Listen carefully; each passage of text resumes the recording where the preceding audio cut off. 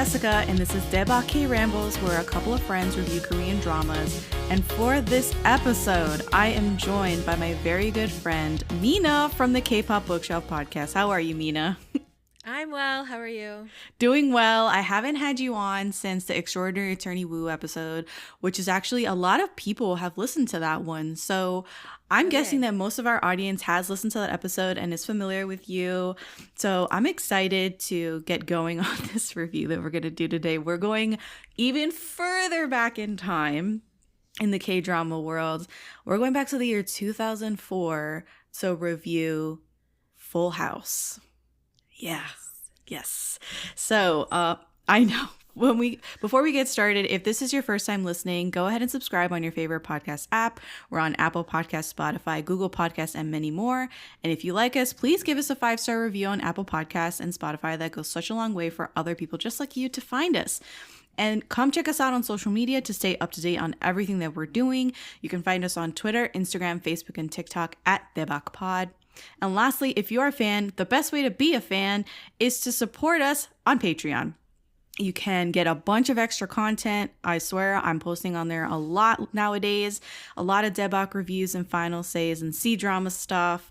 All fun and I think we also have like Disney stuff on there too. It's crazy. So we're constantly posting on Patreon. You can check out the page on patreon.com/alwayscriticpod.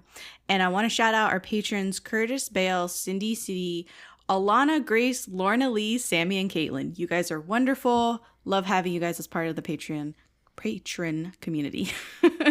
All right. So I'm going to go ahead and preface this by saying I live in Florida. It is currently summer in Florida, and there is a summer storm happening outside. It's a thunderstorm. So if you hear some noise in the background, I'm sorry. It's Florida. I can't change the weather right now. So for Full House, my gosh. You can't change the weather? No, I can't. Not currently, no. Funny enough, I just watched Cloudy with a Chance of Meatballs the other day. For the first time ever, that animated movie. And I was like, wow. So anyway, talking about changing the weather. So my drama list synopsis for Full House. Han Ji-in, an aspiring script writer, lives in a house called Full House, built by her late father. One day, her two best friends trick her into believing she has won a free vacation and sell her house while she's away. On the plane, she meets famous actor Lee Young-jae. Through comedic events, they get acquainted during her vacation, and when she returns, she discovers that her house has been sold to him. Though they don't get along with each other because of her messy tendencies and his bad temper and zealous cleanliness, they agree to live with each other. In the beginning, Ji-eun works as his maid in order to buy her house back. They alter their arrangement when Young-jae decides to win back the love of his life, Kang Hae-won. In a bid to make Hae-won jealous, the two protagonists enter into a contract marriage with a 6-month term. Complications arise when the couple starts to fall for each other. Yeah, so we're going to get into it. This aired originally from July to September 2004. It is a summer show, and good for us. I have like 90-something degree weather happening outside, so we're in the peak of summer, y'all, in Florida. 2004. I don't know if you care to say what you were doing in 2004, but I'll just go ahead and set the scene and I'll out myself. I was 12 years old in 2004. And your babysitter, we'll put it that way. Okay, yeah. And to put it in perspective, Brad Pitt was still married to Jennifer Aniston at the time. This was the year that he met Angelina Jolie on the set of Mr. and Mrs. Smith, but he was still married to Jen. Mark Zuckerberg launched Facebook in 2004 from his Harvard dorm. It was not the Facebook metaverse that we have today. It was the Facebook. It was called the Facebook. Yes. Yes. Watch The Social Network if you haven't already. Excellent film. The TV sitcom Friends aired its season finale this year. I'm pretty shocked at that one, as a matter of fact. And here were some movies that came out in 2004. Kill Bill Volume 2, Howl's Moving Castle, The Notebook, The Incredibles, Mean Girls, Spider-Man 2, Shrek 2, 50 First Dates, and the third Harry Potter movie, Prisoner of Azkaban. What was on the radio? Well, I'll let you know, Mina. We have, the single by Usher featuring Lil Jon and Ludacris. It won a bunch of Grammys and a Billboard Song of the Year. Stop it, Mina. It's more like, okay. I didn't want to do that, but yeah. I went ahead and just did it. I got it out of the way. Also, the song If I Ain't Got You by Alicia Keys was released this year and won some Grammys. Coldplay's Clocks, the song Clocks, was winning Grammys, and so was the band Evanescence. So, I mean, this was It's year. a golden time for music, really. Talk about golden era. But honestly, this is the climate. This is the time. Only 3 years removed from 9/11. This is when Full House was released. Nobody had an iPhone. Nobody knew what an iPhone was, okay? This is the flip phone era. This is LimeWire downloading music era. This is like Blockbuster, Video the Store, and like movie rental places. Yes. Yeah. Netflix did not exist. I mean, the list goes on and on. So I just want to set the scene here. When we're going back to 2004, like, it's a serious thing. So, the show Full House is only 16 episodes long, and the director is Pyo-min Soo. He's directed things like Worlds Within from 2008, which also stars Song Hye-kyo. He directed Heartstrings from 2011, which stars what's her name? Oh my god, we just had her in the airs. Ugh, I forgot her name. I feel bad. Whatever. Is it Bae Suzy? No. Who's in airs? No, airs and I feel terrible, but anyway, it'll come to me later in the episode. So Heartstrings, Iris 2, The Producers, The Third Charm, these are all his projects. It obviously was based on a cartoon. Won Soo-yeon wrote the cartoon and Min-hyuk wrote the screenplay. Min-hyuk really hasn't done anything else besides Full House. The only two other writing credits to their name, Rules of Love from 2005 and Cat on the Roof the year before Full House in 2003. So I'm just going to list off our two leads because Full House is led by Song Hye-kyo. She plays Han Ji-eun. She was a grand total of 23 years old when she did Full House. And what do you think about Song Hye-kyo in like Full House? Because we covered The Glory, we've covered her in Descendants of the Sun. That's 2016 and 2023-ish, respectively. And honestly, she's done a bunch of other stuff, and we've discussed her in other episodes. But how are you feeling about Song Hye-kyo? In this show, it reminded me a lot of like this era in K-dramas where there was a lot of, and not to say there's still not, but female protagonists who are annoyingly endearing, or at least that's what they want you to think. I kept thinking of Boys Over Flowers and John D, the character of John D, and how truly annoying she was and how much I actually fully hated her. But I thought Song Hye-kyo in her portrayal actually managed as Ji-eun to be endearing. That was my opinion, at least. That she was cute and endearing, except she was also like clumsy and like, you know, annoying, dirty, all those things.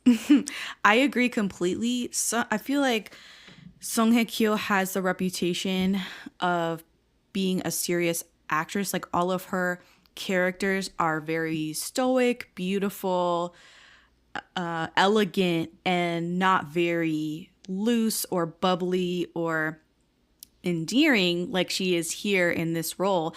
And this is sort of where I first saw her, was in this show called Full House.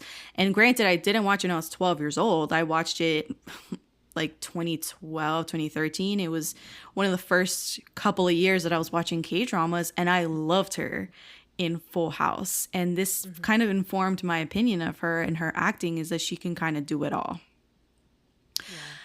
Rain, or as I like to call him, Rain. So Rain plays Lee Young-jae, the celeb in this show. he was only 22 years old when he did this show. He's gone on to do some other shows like A Love to Kill, My Lovely Girl, Comeback Mr. Ghost Doctor in 2022.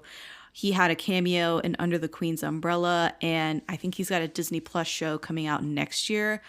Hwang Family Scandal is the name of it right now.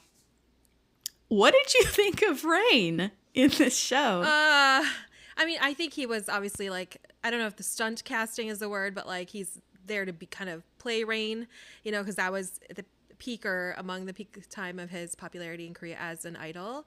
So he's playing kind of the spoiled celebrity idol guy who also acts and that kind of thing. So he was just trying to play himself. I don't think the acting was very great, but you know, it was, and he was so young, so I don't know how much acting he'd done before that, but yeah, he was there. So he had he had been in only one other show before this, Sangdu Let's Go to School from 2003, where, get this, he plays a gigolo who's a father of a 7-year-old who's sick, and so he's sort of living below the poverty line just so that he can pay the hospital bills for his 7-year-old. I don't know if anyone has seen this show. If you have seen Rain, did you watch this? No, Okay. I've never seen this show. But if you have, please reach out and let me know your thoughts on it, because I'm really not about to fit in this 2003 Sangdu Let's Go to School show with Rain and his very first acting cred. But it seems like a heavy-handed role to play. I'm curious how he was the dad of a 7-year-old at age like 20. And well, also, he was I think the character was like 27, was supposed to be 27 years old. So he had the kid when he was about 20. Anyway, that's like a totally different show. So it's, tangent. But Rain as Lee Young-jae, I will say I still love Rain. I still love Rain in this role. I still love Rain as Lee Young-jae. There's something really boyish about his character and about his portrayal that really appeals even after 20 years. Like, the show is about 20 years old. And even though it's not the best acting whatsoever, I do feel like there's a vulnerability to the character that he brings out in certain parts, and that was almost mesmerizing to see those parts where he lets down his guard and is a little more vulnerable and open. They're yelling basically the whole show, both of them. Time. But I thought for him too, like similar to Song Hye-kyo. Song Hye-kyo. I was like, what's her name? Yes, like he portrayed a little bit of like something that seemed more endearing as well. Surprisingly, like it would kind of catch me off guard because sometimes I was like, this character's so annoying. But then when the script was trying to make it seem like he had these, like you said, vulnerabilities and was some kind of endearing, like because sometimes I was like, why does she like him, or why did she ever, want to interact with him? Sometimes it made sense. So he definitely had moments, I think. Mm-hmm. What are your thoughts in general on the show? Did you like it? Did you hate it? Was it watchable after 20 years? Let me know. It's definitely dated, I think, in that you're never like, oh, this is happening right now in present day. But yeah. I think it's watchable, and I love Rain just separately. So I really liked, watching him and Song Hye-kyo. So like you said, a stoic actress, just like classic beauty, and they made her really kind of goofy and cute. So I think it's really fun to watch now. Did you have any trouble getting through the episodes at all? Yeah, it seemed, you said only however many episodes, but I was like, that's too many. It's too many episodes. 16 episodes was too many. Yeah, I would agree with that. Personally, I think if this show was made today, it would be 12 episodes, 8 episodes max. I don't think that's... So anyway. It's... It needs to be. Sorry. I don't know why that really got me. That made me laugh. Okay.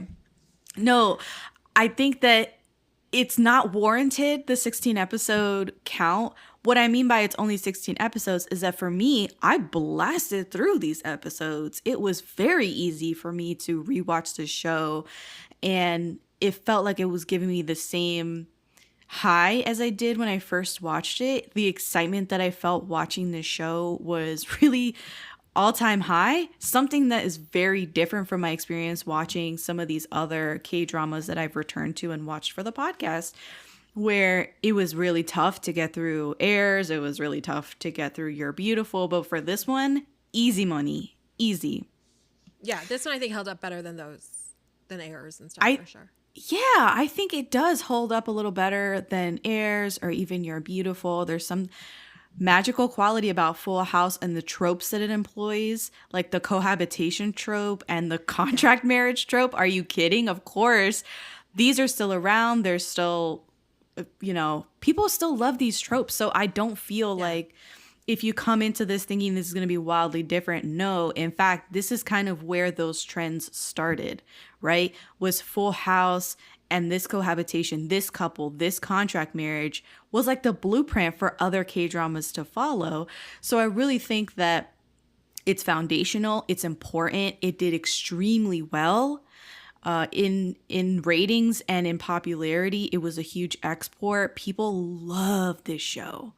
And I felt that even when I was first watching, it was like, this looks, even though it's freaking dated, everybody looks really mid 2000s in a shocking way. In a shocking way. You're like, oh my God.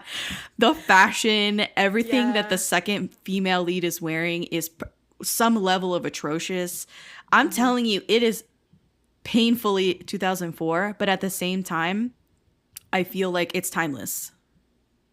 I will say I covered the show a little bit, Winter Sonata, in one of my podcast episodes, which was considered the first drama to really start Hallyu, and this one too is one of them. But that one the plot was absurd, like absolutely absurd, because he employed all these tropes of like amnesia and this and that, and like forced cohabitation, and it was kind of insufferable to watch for me now in present day. But Full House, using those tropes, and I was getting a little nervous actually, and I was like, oh gosh, here we go, contract marriage and living together. But it actually worked. It just worked. I think much better. Yeah, whether it's because it had some good source material with the cartoon, a lot of people have said that the show is better than the cartoon. I don't know how true that is because I've never gotten my hands on the Full House cartoon, but I kind of feel like there's something to that statement because it is really watchable. It is, this couple is really fun. Yeah. They're annoying to each other. They're annoying sometimes to even watch, but there's some magic. I don't know what they were eating on the set. Like, I don't know what it is. You're rooting for them too. You're like, I hope it works out. Yeah, you hope it works out. You hope they make it. You hope they get over themselves. You hope that they, for the love of God, communicate. Yeah. So this is not Rain's first role, and this is not Song Hye-kyo's first role. But it just did a lot for the tropes. It did a lot for both of them career-wise because it was so popular. What are some things that sort of made you think, oh my God, this is 2004? Because I don't... Yeah. Everything? No, the clothes and the hair, the side ponies, the little braids. How dare you? Her no, I mean, I'm not saying it's a bad thing. And I actually worked in retail during this time, and one of I'm really not fashionable at all. So I could relate to the character. But my friend who is way more fashionable was like, you got to wear Kelly green. That is the color. And I was like, what the hell is Kelly green? I didn't even know what it was. And she's like, no, that's the popular color. And I had all this American Apparel Kelly green stuff, and I watching this, I was in shock because she wears Kelly green every other scene. She wears so much Kelly green, and also those weird little ruffle skirts, the tank tops, the multi-layered tank tops under and everything was really killing me. The Kangol kind of hats, Newsies hats. Oh my God, the kitten heels. The kitten heels, yes. She was rocking every look that was in. So yeah, it's definitely the clothes. I was surprised at the outfits that they put on the second female lead, Haewon, her character, because they were pretty risque to me. Did you feel the same way? Yes. Yeah, a lot of skin showing. I was kind of surprised on push-up bra type of thing, and I was like, is this allowed? I thought allowed in 2004? I thought the same thing. I was like, why do I feel like K-dramas now, and even in the last 10 years or so, are extremely conservative when it comes to dressing their leads, right? Right. Because I had the same thought. Right, because she's out here with like exposed bra straps and like frilly bra straps just out and showing her arms. I saw cleavage and I was like, there is a lot. I'm seeing like the side of her stomach and stuff. I feel like I saw side boob. I was like, she's not dressing like terribly. It's just very runway fashion from 2004. And for some reason, they don't afford that sort of risky look to leads nowadays, or even second leads nowadays. I had the exact same observation, and I don't know why that is either. But that's interesting to think about. Yeah, super interesting to see that on screen.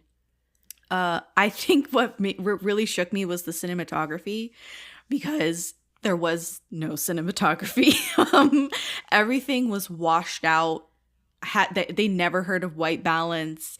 It was just overexposed. It like literally all I can think of is just the color white when I think of Full House and the way that it was shot. Yeah. The landline that was in the house that was sort of integral to the story so many times was like they're waiting for calls. They're waiting to, I don't know. I was like, how that was back then. You just sat around and waited for people, or you sat in a restaurant and waited for someone to show up. Honestly, you didn't panic. You just sit there for hours. You would just deal with it. And they would answer the phone and not know who was on the line. Like they were just like, hello, as if they had no clue who was like caller ID wasn't a thing in 2004. It was, but not everyone had it. So. Exactly. That's what I mean. Is that the phone that they had in the show didn't have caller ID. No. So they were just like, hello? No clue who's on the other line. It could be anyone. It could be anybody. Again, with the front door. Now we have front door cameras. We don't just pop over to people's houses. No, I was appalled. It was appalling. It was rampant. Rampant in this show. Egregious. Anybody would just come over and they would open the door like, hello? Again, like they have no idea who's at the door. Yeah. That was really throwing me. What a time to be alive. And then I was confused also by a couple like blunders, production blunders that were just kept in. Like what? Like there's at one point you see a light, like a production light in a nighttime shot. And I was is that the light that's lighting the scene? And then there was a shadow of the camera passing over, like I guess lighting. Okay, but stuff like that. The little icon or something that said this is like a Wednesday, Thursday drama or Tuesday, Wednesday drama or whatever. It kept like popping up. So it's like, were they just like on a time crunch? Because maybe they're just like, we don't have time. I don't know. But then there was even a shot where you saw a production person in the background. And I was like, you could tell it was an error because it's a like mid shot of Rain from like the chest up. And you can see the background. They're at the Full House. And it's just wooded. And it's supposed to be a very secluded area. Right? No other houses around. But there's this random dude in the background and then he like ducks out. And I was like, oh shit. This is a mess in the best way possible. Because I was gonna say, it takes nothing away from exactly. It only adds. It enhances experience. It enhances it. Also, why were there so many bugs in the frame? So many bugs. Literally, when you mentioned the woods, I immediately was like, oh, the bugs. The bugs. So many bugs. Yeah, I was so confused why there were so many bugs. And like, not little bugs. I'm talking like a giant fly, moths that you see come up to the window and stuff. Because they're in a very secluded area. That was... Yeah. I was like, I don't think I've ever seen a bug in a recent K-drama. Well, because I don't know what. Yeah, climate change. Who knows? It was a lot though. There was a lot of. Bugs. I know. So the location of the house, the Full House, is a house built specially for the series. Wait, I want to pause for a second and just mention that because I don't know if anyone hasn't seen this, but Full House is the name of the house she lives in. Yes. Did you say that? Okay. It's like it's just name of the house. We're not just weirdly calling it the Full House. No. I think I said it in Maybe the you My said Drama. it. The My Yeah, I was Drama gonna List say, you might have synopsis said says it. Han Ji-eun, an aspiring Okay. scriptwriter, lives in a house called Full House, built by her Yeah. late father. So Yeah. when we say Full House, it could just use context clues. It's either the name of the show or we're talking about the actual house, okay? Yeah. So Full House is a house built specially for the series, and it's located in Gwangyok-si area of Incheon near the airport, and it's only a 10-minute boat ride from Samuk Harbor. I don't know if it's actually still there. I don't think it Probably would not. be. I doubt it. It's been 20 years. I don't think this house that was specifically built for the production is still there. I would be really surprised if it was. The house was made mostly of wood and cost about $1 million US dollars to build. So I'm glad you mentioned this because I was wondering, like, why are they on the beach and, like, what body of water? And I was like, how do they get to Seoul so fast all the time? Like, they're going from there to, like Gwanghwamun in, like, 5 seconds, like, all the time. And I'm like, how is this happening? And then he gives her a bike, and I'm like, okay, anyway, I'm getting ahead of myself. But no, like, but where is this house? I agree with you because I think we're trained once we watch K-dramas that waterways are far from the city. Except for the Han River, yes. Except for the Han, you're right. Except for the Han River, every other body of water is far away. And this was, by the end of the show, I was like, this is not the ocean. This can't be the ocean. This is a lake or something. But it has, like, it kind of had a wave, like a current to the body of water. So I was very confused. I was like, where are they? But you said the harbor. So now I'm like, okay, it's something. Yeah. Yeah. So but it's still, fine. it still seemed far-fetched for them to run back and forth between, like, downtown Seoul and Incheon so fast. Yes, I agree with you completely. What would you say your thoughts were on the OST? I liked it. So did I. I liked it. I have no complaints. I like the OST. Even to this day, I really love the main song that ends every episode.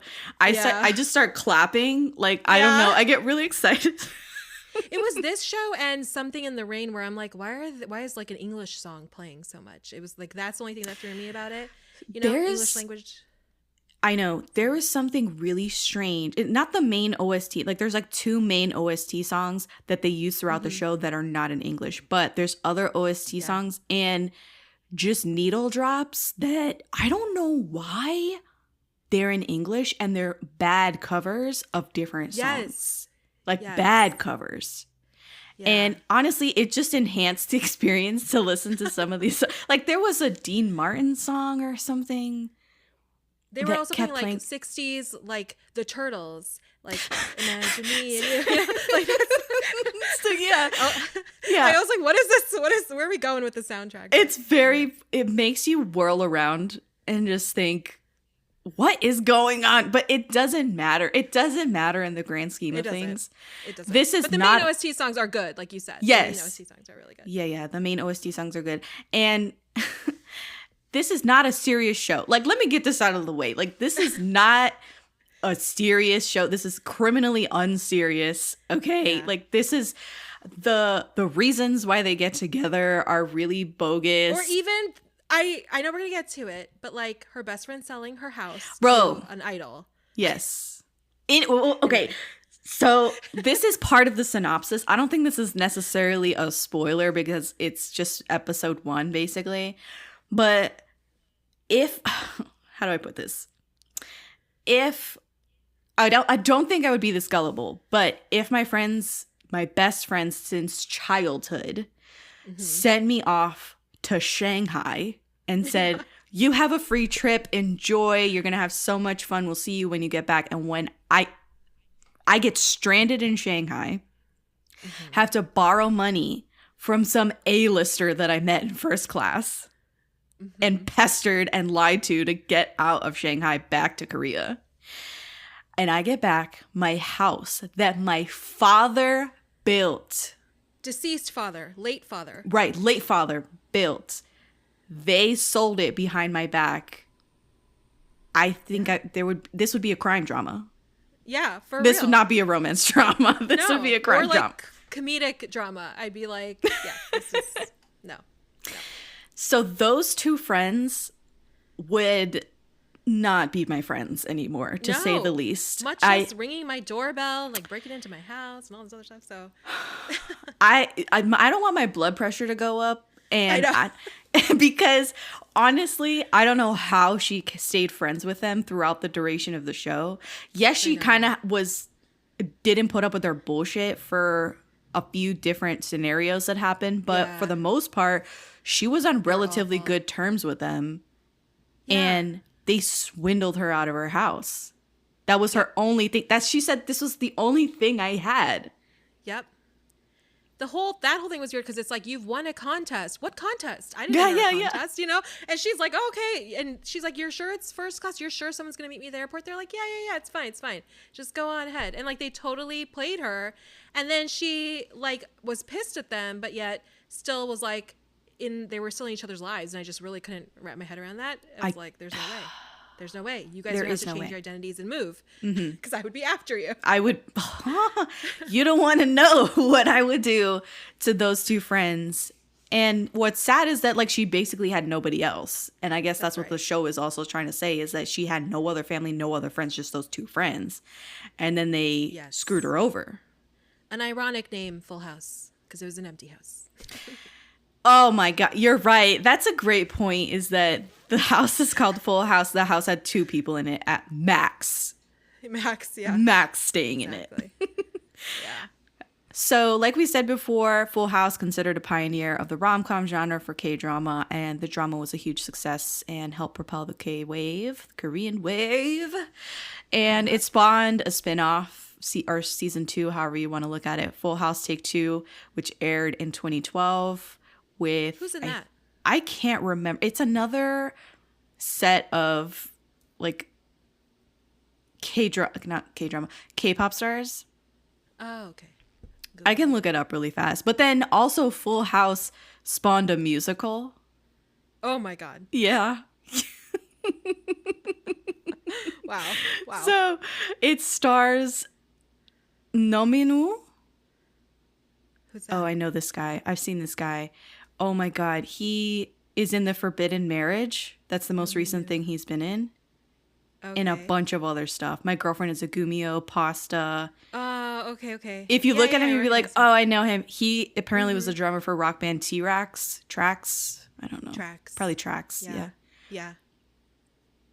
He's got a pretty face. So that's Full House Take 2. Starred him and some other folks. So. Oh, and then Hwang Jung-um, she was She Was Pretty.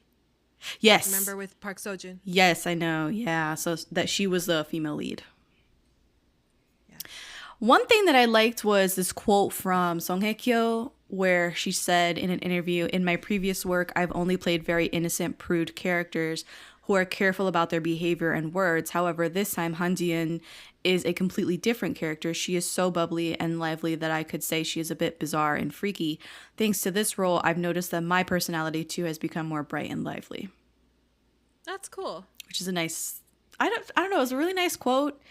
And again, just puts in perspective how Song Hye-kyo was choosing her projects back in the day, 20 years ago. And it's kind of crazy to see how she's narrowed in and been sort of typecast, whether it's by her design or just those are the scripts that she gets or what have you. I don't know what the case is. She's like doubled down on like serious kind of people. Yeah.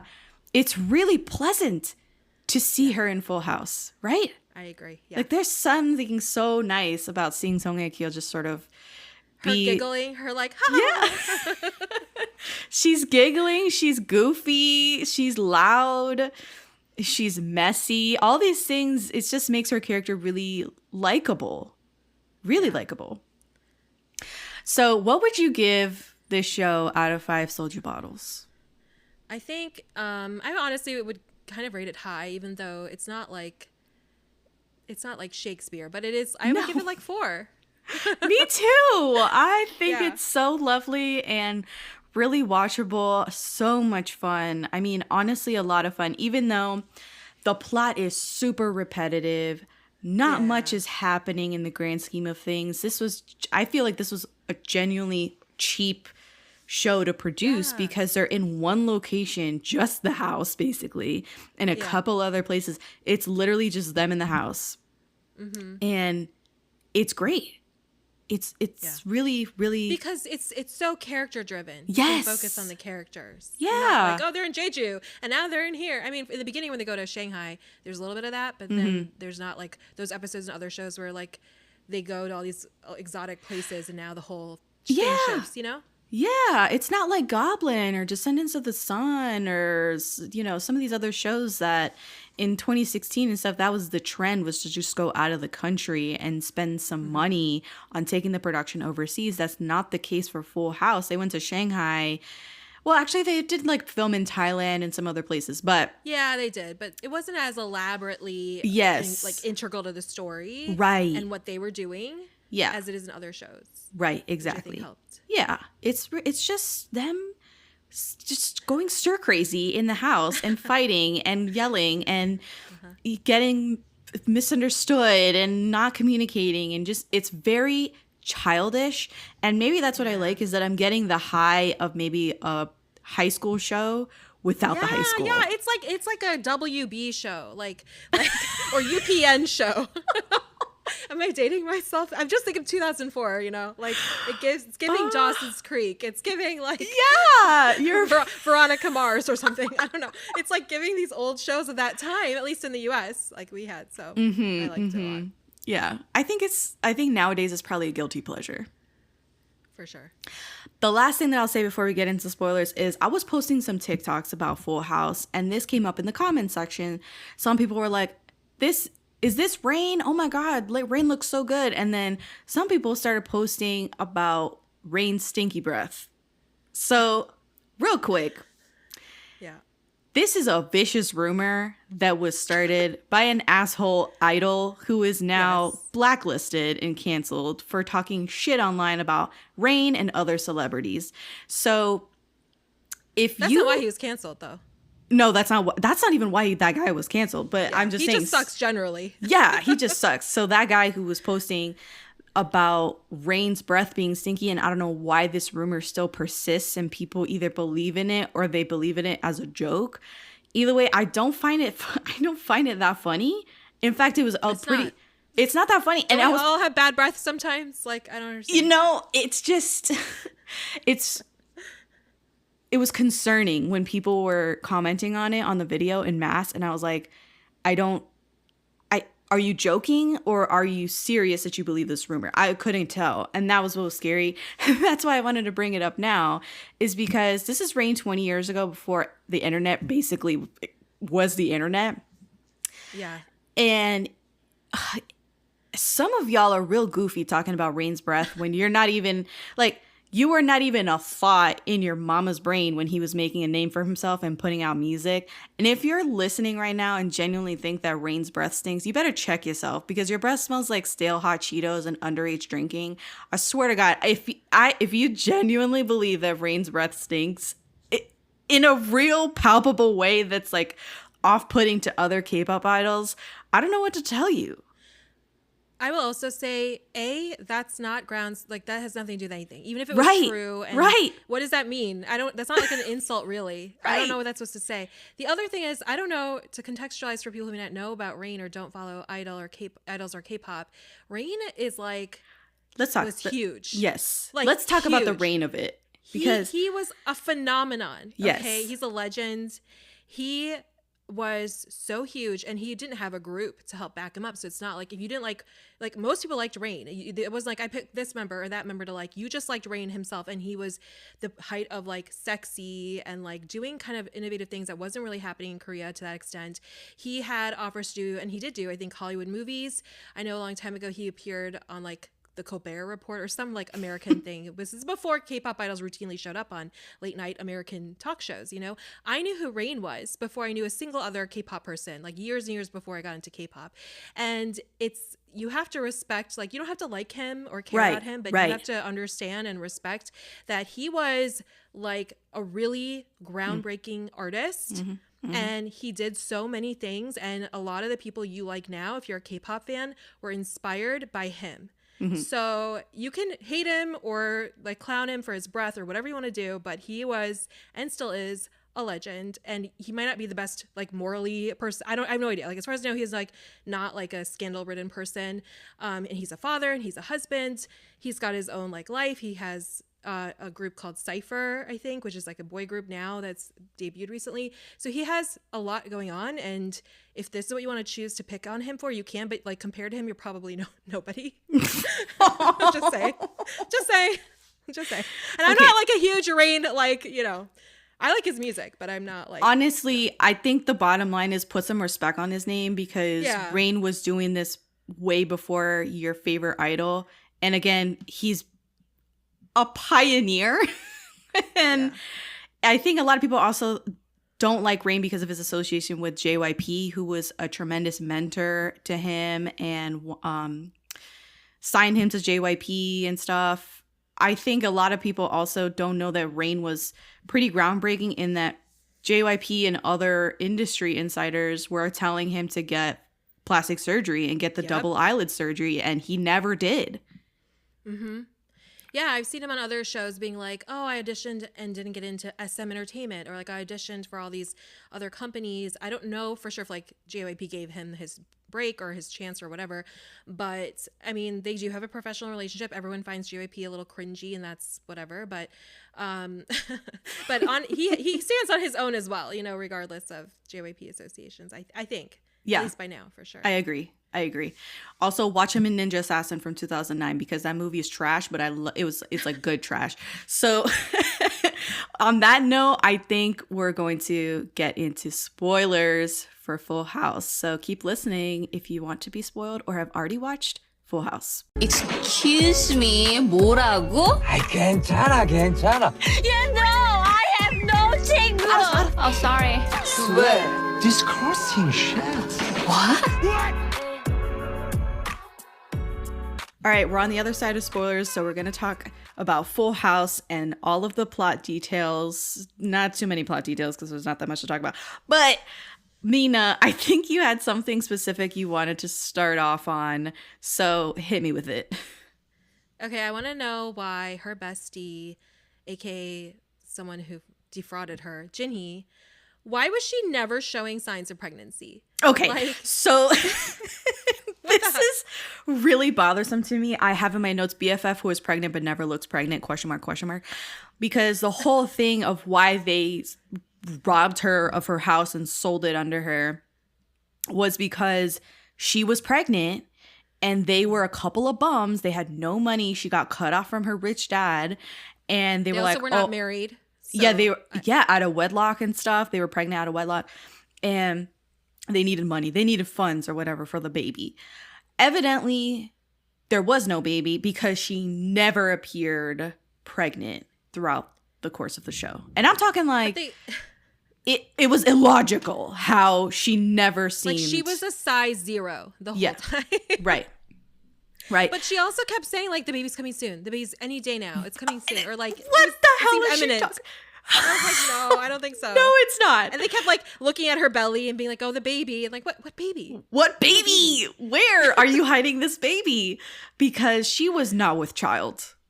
There's no way that woman was with child. No.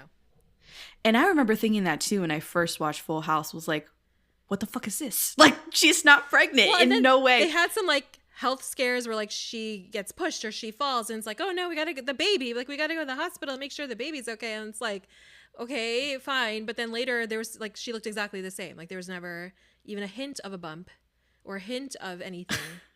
Nothing. No morning sickness, nothing. I hated it. I hated it so much.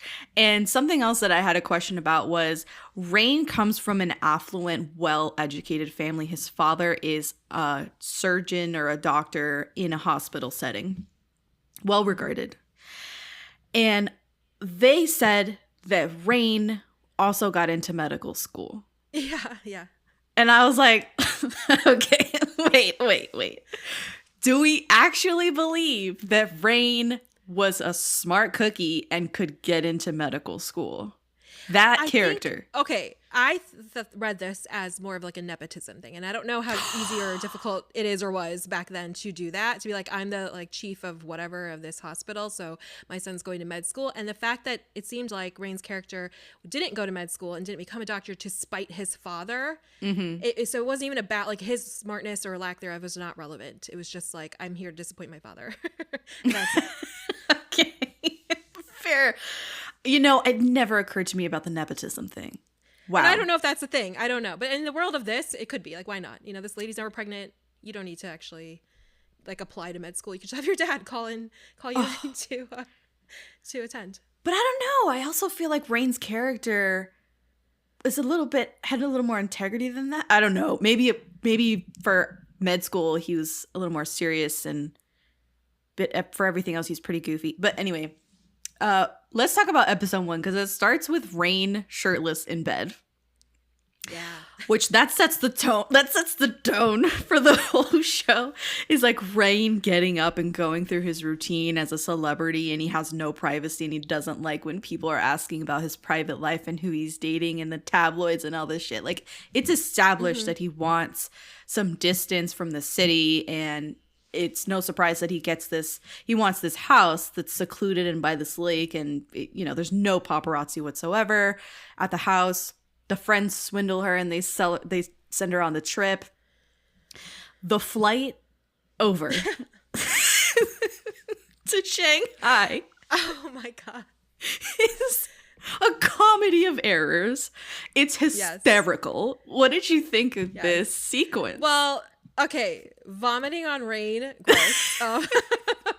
The meet and embarrassing. Cute. The meet cute is just one of the best meet cutes I've seen, because it's preposterous and it's unrelenting. Everything that she's doing on the flight is unacceptable to pretty much any standard. Like, it doesn't matter if you're a person who likes to dress up for flights or go in your PJs and take a freaking teddy bear with you. Everything that she's doing is just bad practice on a flight. Right. Just reaching over him, asking for more food, asking for this, asking the flight attendant for that, and then getting ill enough to puke on him. And because she is shoveling. She's shoveling food into her gullet. And there is no noticing her in-flight magazine and being like, "Hey, are you this celebrity guy? Is that you?" Like tapping him on the shoulder, like, "Is this you?" And he's like, "Bro, leave me alone." He was like, he pretends to go to sleep, and she's like, "Oh, okay, rude." And I'm like, "Shut up, like Song Hye-kyo, please." When she's tossing the nuts up, and she like taps him, she's like, "Did you see that? I caught the nut in my mouth." She catches it with her mouth. The throwing up all over him. She's like looking at his customs declaration card, trying to like figure out how to do it. And he's like they're as if they're taking a test in school, and she's copying him, and he's like leaning over. It's so great. It was like, you know how that you put on those cards like what address you'll be at in the country you're landing in. I thought he was like covering it because he was like, this could be like a crazy psycho stalker fan of mine. So like I don't want to know where my address in Shanghai is going to be, so I'm covering it. Maybe I'm just too immersed in idol culture. That's what that's something that I didn't even think of, that his address might be on there.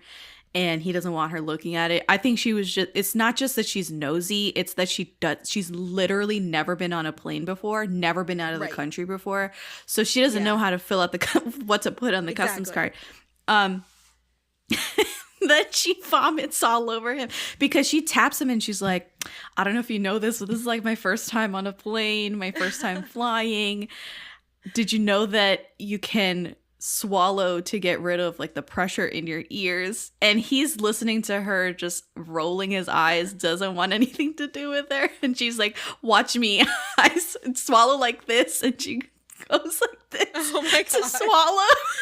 And she goes, "What?" Just vomits, pukes all over him. It's hysterical.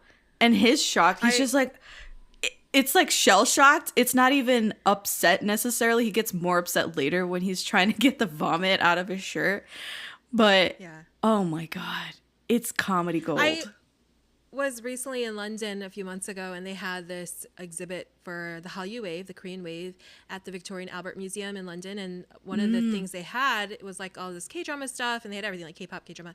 And they were just playing on a loop with the scene of them on the plane, but it wasn't like the whole thing, because you didn't just watch her projectile vomit the whole time, but it was like her like sitting down, like him sitting down and her being like, oh, are you the celebrity? And they just kept playing on a loop. And I was like, oh, Full House, I need to watch that. And so that was great to see later. Oh my God. Yeah, it's such a good scene. And really the hijinks that happens, this sort of slapstick comedy, is so common, I feel like, now in the lighter K-dramas, especially, not like the Squid Game, All of Us Are Dead, Kingdom ones, but The Glory didn't have any of this, but you feel me. No.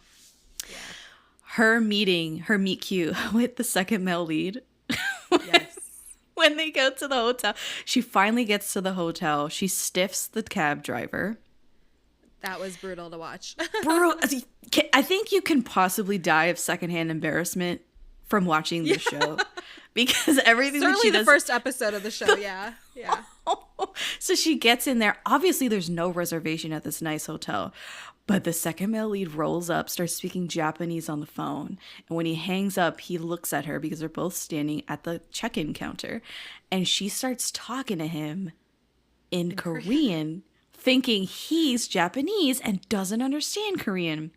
And she says stuff like, why are you looking at me? Do you think I'm pretty? And I was like, oh, shut up. Like, just shut up, Song Hye-kyo.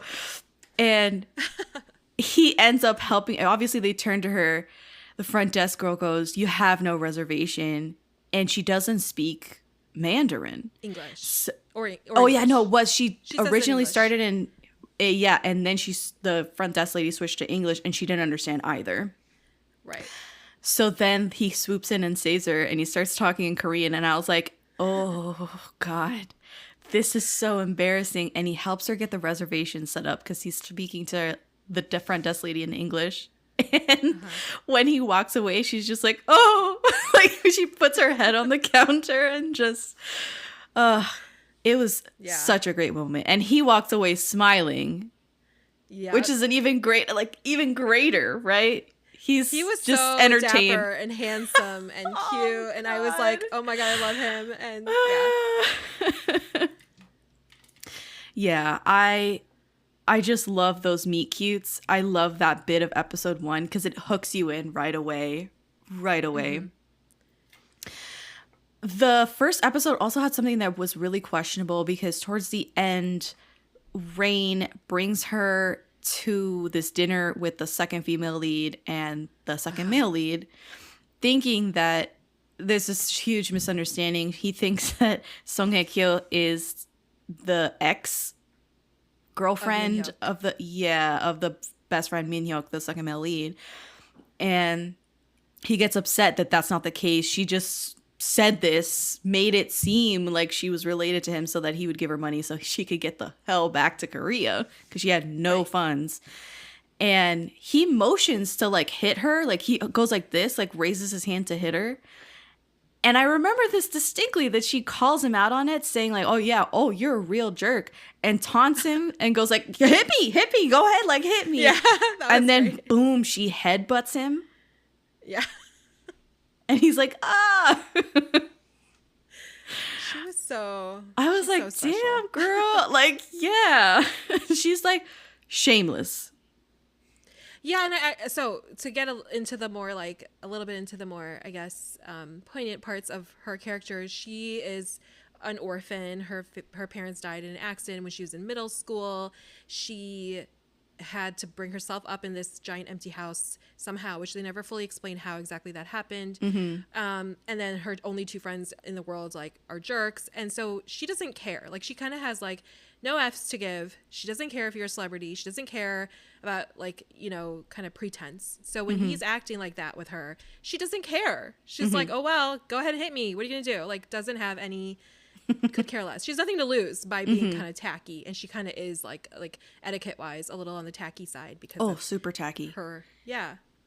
At the party, later I think in episode 2 they go to like this launch party, and she shows up And he's like, what are you doing here? Because he refused to take her to the party. So she just shows up and she's eating at the buffet and she drops like chocolate or something on her dress.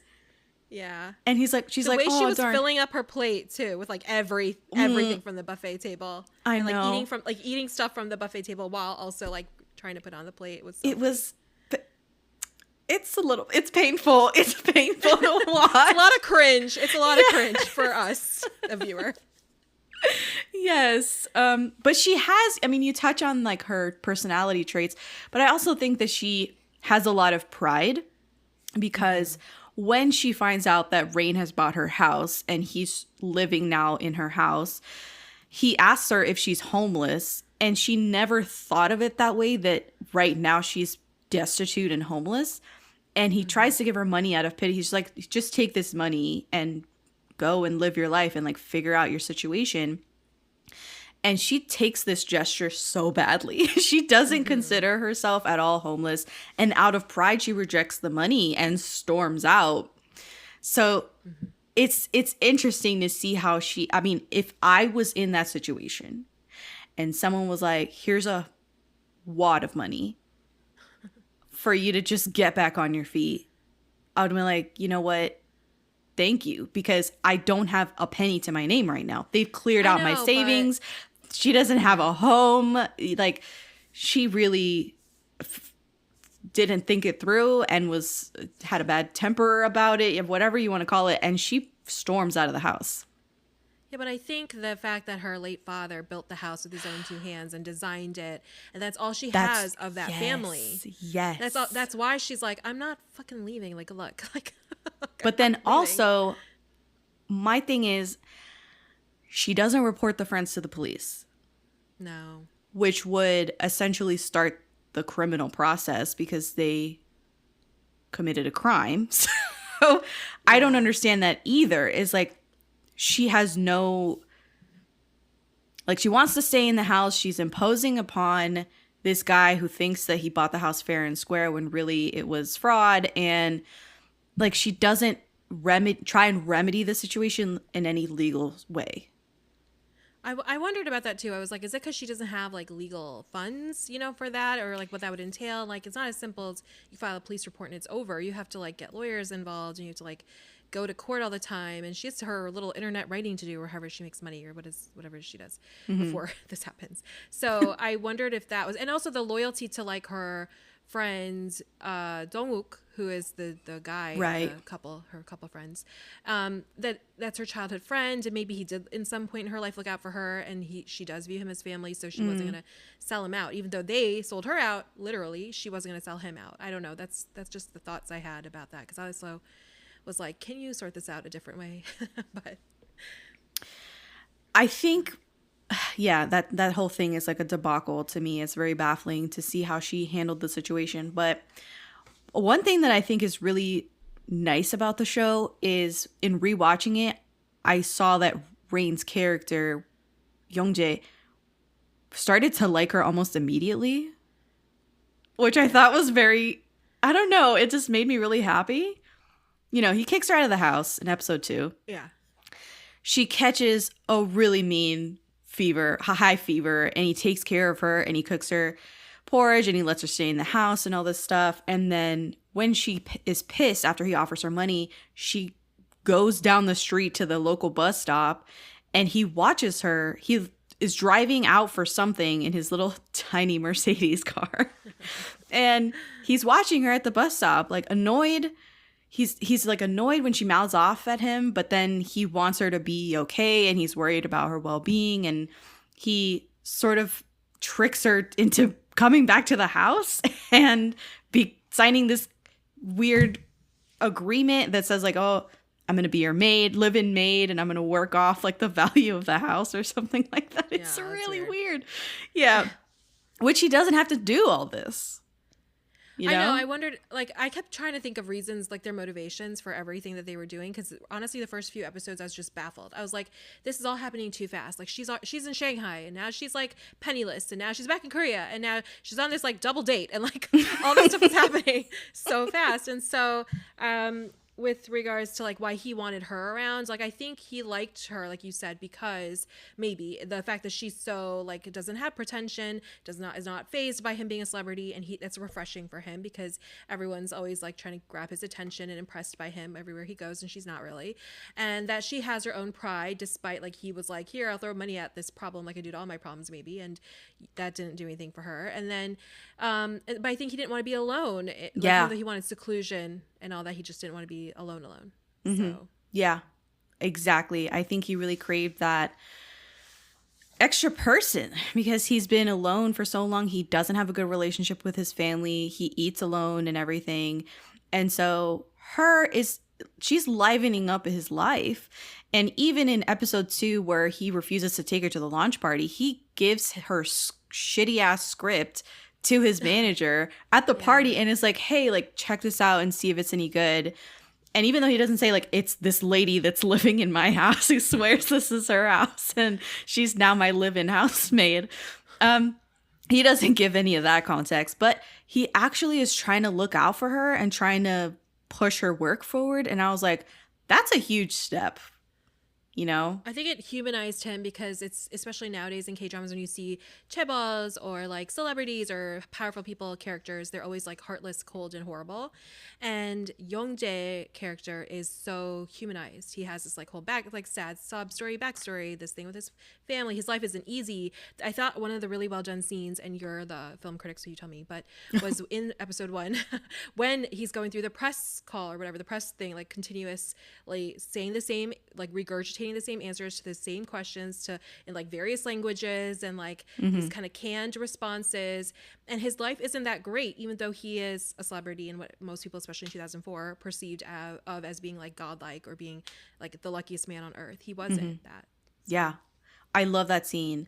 And it reminds me, I don't know if you were privy to the press tour of A Star Is Born with Lady Gaga and Bradley Cooper. A little bit. Okay. This was a phenomenon, but because of the internet, this made the rounds of Lady Gaga doing the canned response of it. Whether if there's 100 people in a room, all it takes is one person to believe in you. Right. And she said this same thing every time. And it became so memeable and so funny to hear these super cuts that people made of her saying the same freaking response over and over. It's real. Like, that felt like a very real scene. Not only to is see it real, him but now going through in modern day, it not only is real in modern day, we have that context now that like the smoke and mirrors of being a celebrity is a lot more lifted now compared to in 2004, where that might have been people's first time realizing what it's like to go through a press call like that. Damn. Right. Exactly. I completely agree with you that it did pull back the curtain a little bit and inform his character and see that he's lonely. Yeah.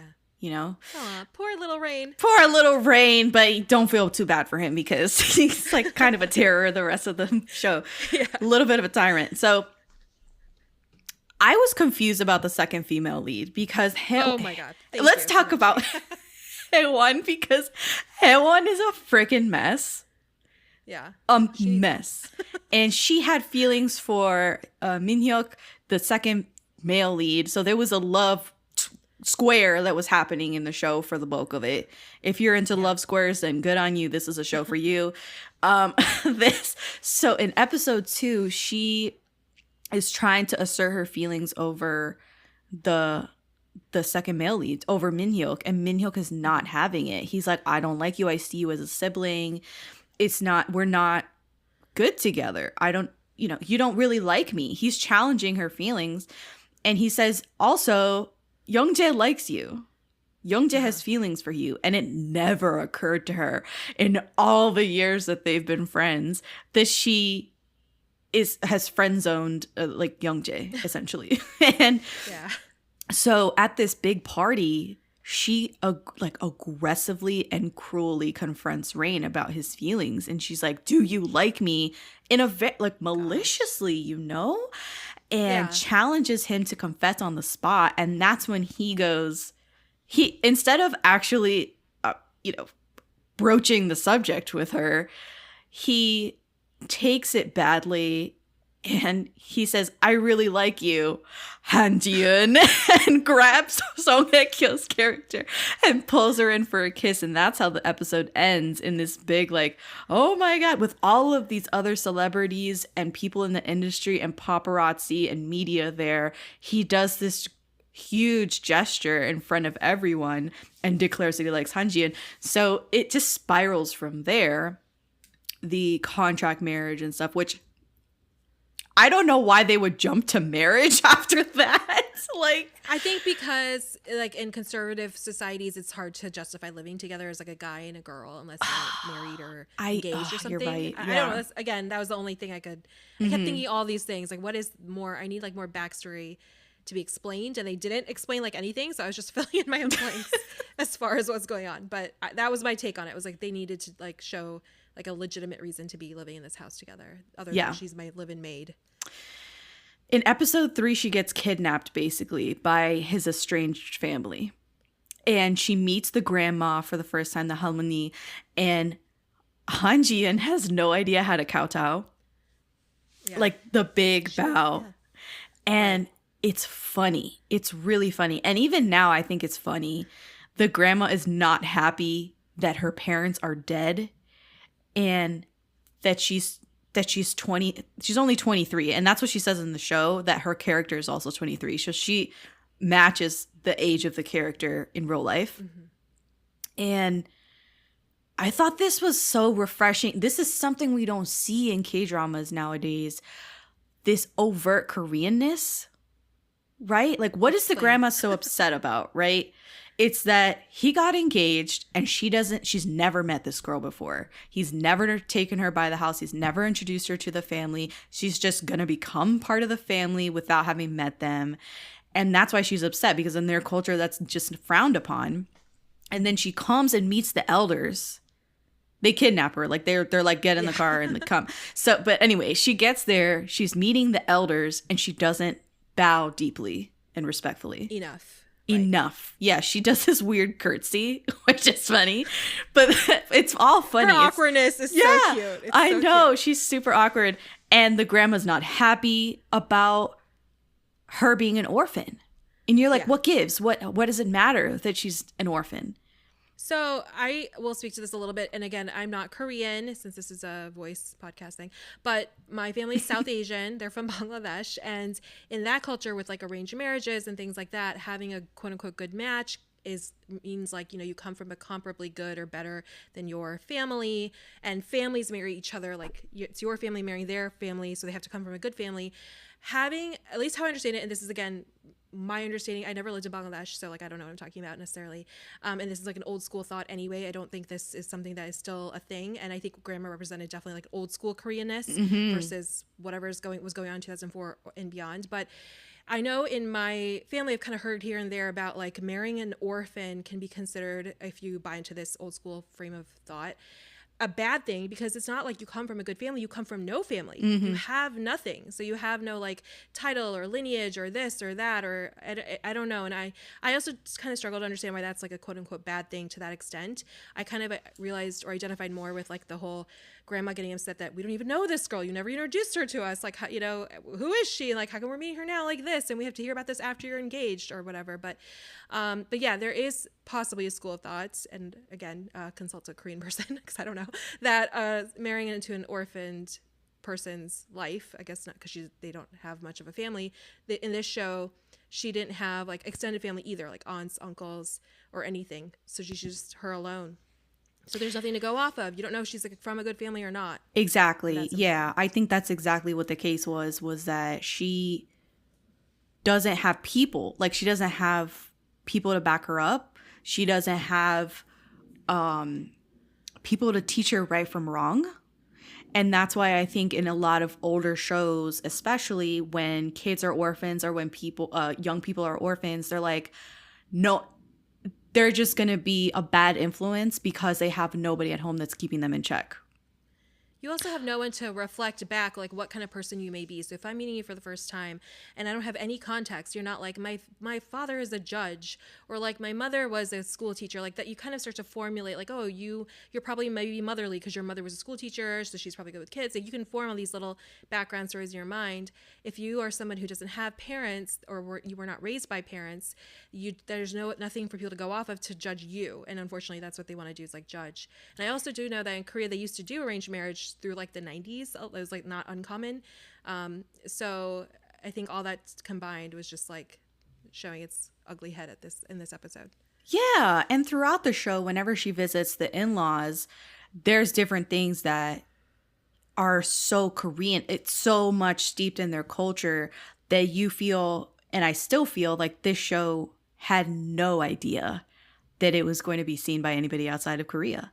And that's a nice, right. I feel like that's a nice feeling to see, like the raw, was intended not for me. And I'm gleaning so much from it. I'm getting so entertained by it. I love these characters and I'm learning, right? I'm learning about their culture. I can look things up. The same thing happens later in the show where they come back from their honeymoon, which we will talk about the honeymoon.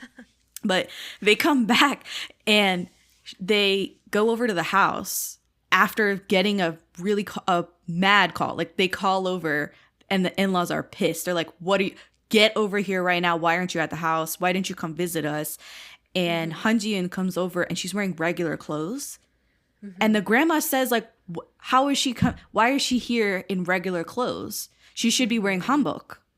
Mm-hmm, mm-hmm, mm-hmm. Which again, this is part, like, I'm like, oh my God, like this is very Korean, right? We don't get this in recent dramas where it doesn't necessarily matter that the newly married couple go to visit the parents and the bride is wearing hanbok and they bring this traditional dinner for them to eat and stuff like that.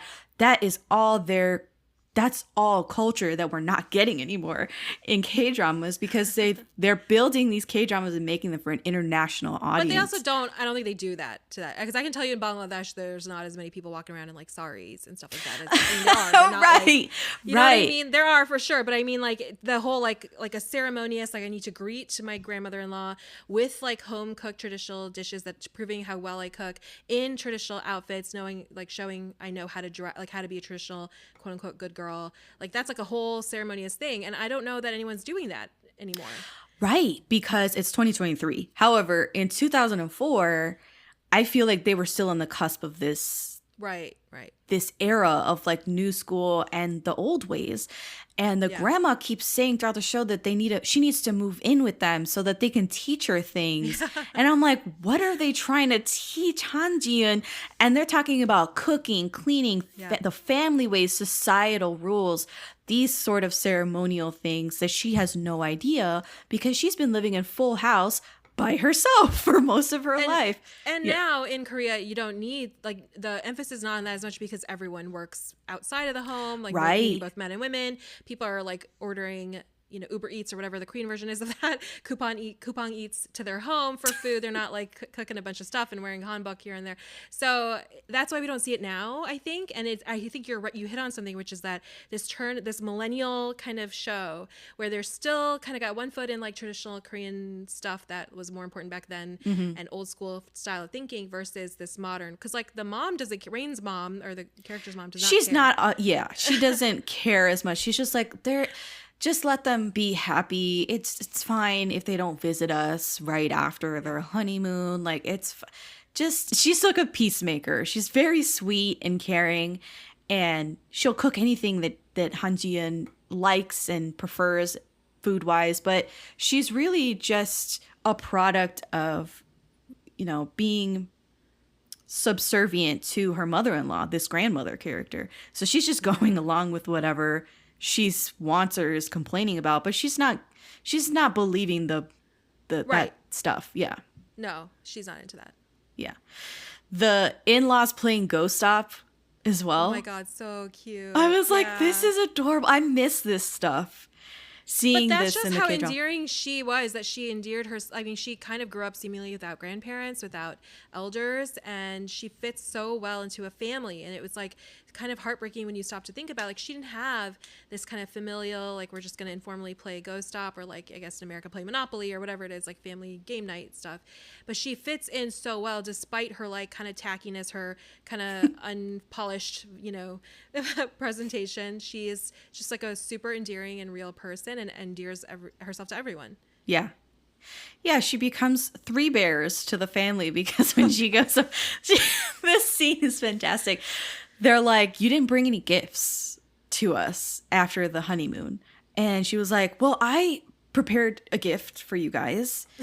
and then she goes, I brought a song for you guys. I prepared a song. So she stands up and performs this children's song about the Three Bears, and the look on their face when she finishes the song it's just seared in my memory because it's so funny, and they're shocked that she's like so childish and almost like she has to be joking, but she's not. She was completely sincere. Right. Oh, God. So then they call her Three Bears for the rest of the show. Yeah. Three Bears is coming over. I called Three Bears, and it's so great. Yeah. Also, one other thing that I thought was like, oh, man, we don't see this in K-dramas anymore is Hanjian pricks Rain's finger after he nearly chokes on like bibimbap. That he made fun of her for eating bibimbap, and then later he's alone in the house. She's not obviously there to cook for him, and he creates his own bibimbap bowl, and she walks in on him stuffing his face with this bowl, and he starts choking on it. So indigestion, right? This was a thing. Like, this is an old wives' tale, right? Where or like maybe it's related to like Eastern medicine. Yeah, exactly. Where if you have indigestion or stomach issues, you prick your thumb, and it just solves the issue. So I mean, that ain't gone. Yeah, right. Exactly. So when I saw that, I was like, holy shit. When was the last time I saw someone prick somebody's finger in a K-drama for getting rid of stomach issues? Like, that's the kind of stuff that I was very excited to see again. Everything she did, and again, I am an overthinker, so I was just like overthinking all this stuff, but like the singing the Three Bears and using these kind of old remedies, old wives' tales type remedies, I think it's just everything she remembered her parents doing in the short time they were with her is what she just kept like modeling. So she's like, I know this nursery rhyme they used to sing to my parents, and then they unfortunately passed away by the time I reached like adolescence, and I can do these like really old school remedies, but because that's all that she had time to witness them doing for her, and so she takes the care and whatever she had from her family for the short time that they were there, and kind of like puts it back out in the world everywhere she goes. It felt like, yeah, Han Ji-in is such a cute character, truly.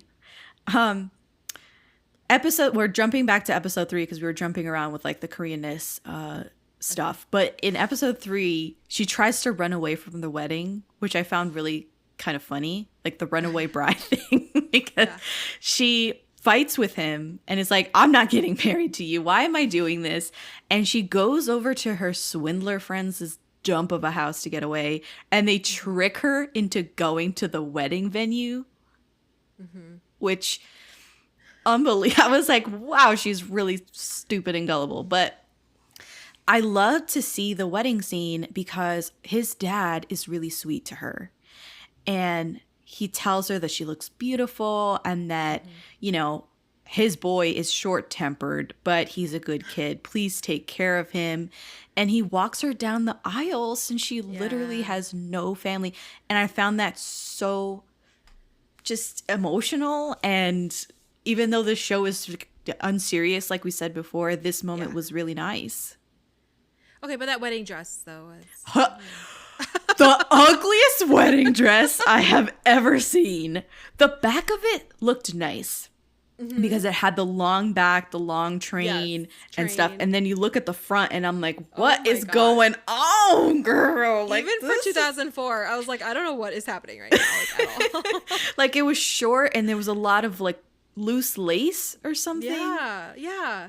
A lot of little ribbony things. I don't even know what. Kind of 80s in the front. And like classic in the back. I don't know. I was like, girl, they did you dirty with this wedding dress because she didn't pick it. It was all just sort of arranged for her. But then you get the honeymoon scene. Yeah. I freaking love the honeymoon. It is so fighting. stupid. Yeah. Thailand. The Thailand honeymoon. So he says they should work out their fight. They fight. They're always fighting. And obviously they're not sharing a bed. And so she's like, where am I going to sleep? And he says that she's going to sleep outside in like Thailand in the summer. Yeah. And she's like, I'm not sleeping outside. So they have a little fight. And she says that they should work out their fight like grown-ups. And he starts like unbuttoning his shirt and insinuates that he wants her. And she gets totally spooked. And she like falls overboard at some point. Yeah. Like he has to save her because she can't swim. I'm like, this is never ending. It's a one like comedy set piece after another. Of course, he saves her life. And it looks like she's drowning in a cup of water, though. Like the water level is not very deep. Well, and then there's 2 scenes of fighting over the bed because in the yacht or whatever, and then also the guest house or whatever. And then and then in the actual house that they're staying at. I like this moment too. Is when after he saves her, he feels her forehead to gauge if she's got a fever because she was sick before. So he knows that she's prone to these high fevers or whatever, and she just got completely submerged. So. I like it. He's caring for her in like his own way. Yeah. I also like the fight over the bed when the actual bed in the guest house. That one is that was so funny. All time. Yeah. Yeah. Where they're just like rolling around and like yanking covers and like, like trying to like hog the bed. Yeah, because he says seductively that they can share the bed and she's like, no, goes outside. And she gets mad and comes back inside, calls his bluff. Isn't there mosquitoes? Like the first bug experience of the show. Yes, there was like bugs outside in Thailand in the summer, and she comes back inside and she's like, I'm not sleeping outside. So she like rips off her little tiny sweat shirt that she was wearing. And she gets in the bed with him and she's like, haha, I'm not that easy to like, Yeah. Then he gets mad and rips off his shirt, which I'm like, here we go, shirtless Rain again. Yay. Yay. And he takes off he takes up the most space on the bed. Yeah. And then he tries to like. Funny, their like size difference is so comical too. She's tiny and very petite, and he's like buff, and he's like quite tall, and it's just so comical to watch them fighting on the bed. Right, it's great. I really like. And it's not like weirdly sexual or suggestive. It's just like kids it's not. Yes, fighting. It's like argue with your brother over like space on the bed or something. Exactly, that's exactly the dynamic that they have. Even though it turns romantic, the early episodes especially feel like they're just fighting siblings. Yeah, or cousins or something. Or cousins or something. Platonic. Yeah, it's just comedic tension, not sexual tension, even though Rain is shirtless and she's got a tank top on. Like, I don't feel like anything's played, because especially if you're in 2004 living in Korea and you love Rain, or you at least are aware of how famous and popular he is, and he's like out here getting shirtless, but then they're playing off this like Laurel and Hardy comedy thing like during all this. I think that was like that was the part where I was like, they're both acting pretty well here, like in those types of scenes. Mm-hmm. He teaches her how to ride a bike. Oh my gosh. Which there's something about this that really just scratches an itch. It's funny when they're in Thailand because he's like, why can't you get it? You're so dumb. Like, why can't you ride a bike? But then she starts wailing like a kid when she falls off the bike. And he goes, stop crying, I'll buy you ice cream. And she's like, do you think I'm a child who you can just placate me with ice cream? Cut to, she's happy as a clam eating her ice cream. And they have this nice day out on the town where she's riding behind him on the bike. He's obviously riding the bike. And they fall asleep on the park bench overlooking the ocean sunset. And I'm just like, this is it right here. Like, if you weren't invested before this, you should be invested by episode 3. With like it's them, nice because it's not like enemies to lovers where they're just being like hateful to each other in a way that's so cynical.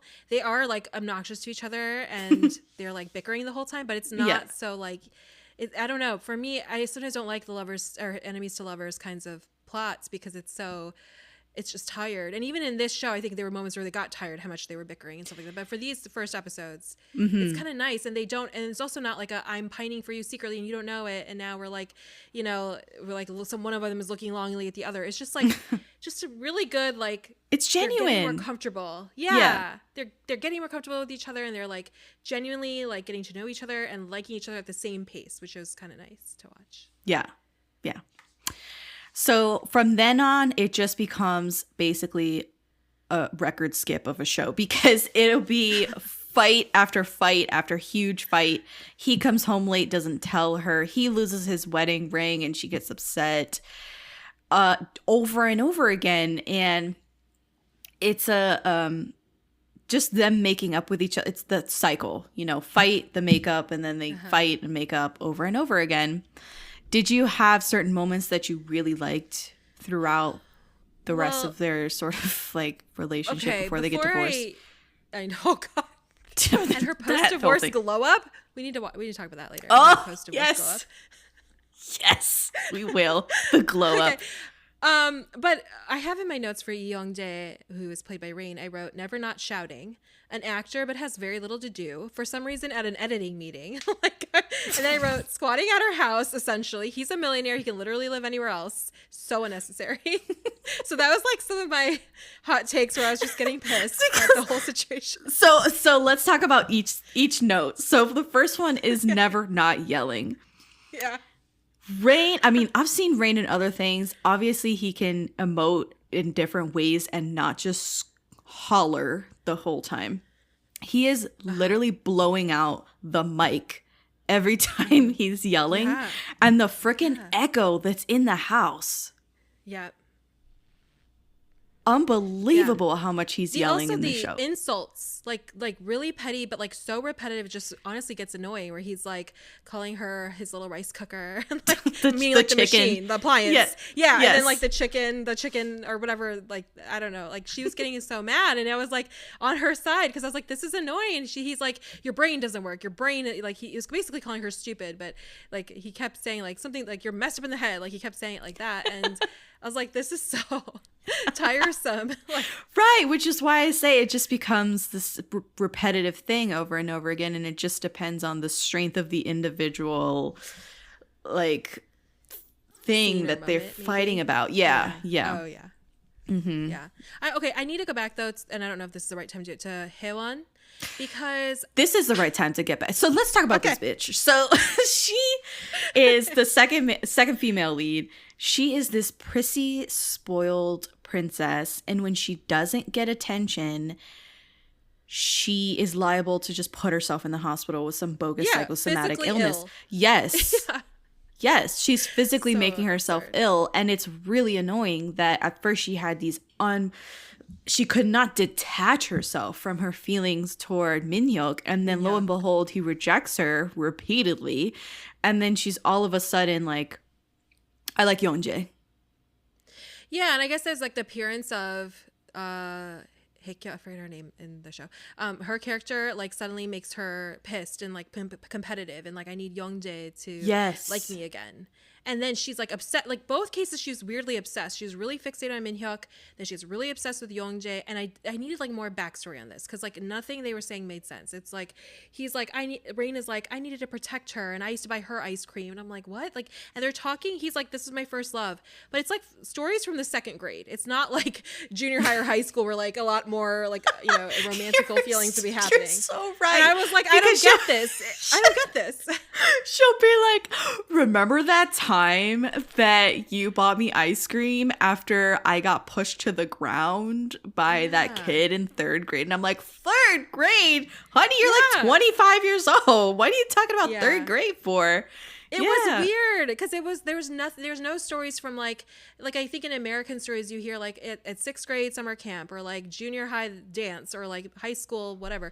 They're talking about literally elementary school, way before puberty, and not to say that's not a valuable time in people's lives, but this like hold on each other that they have is so weird, right? Based on nothing. The childhood, and then he promised her to be with her, or something, to always be there for her.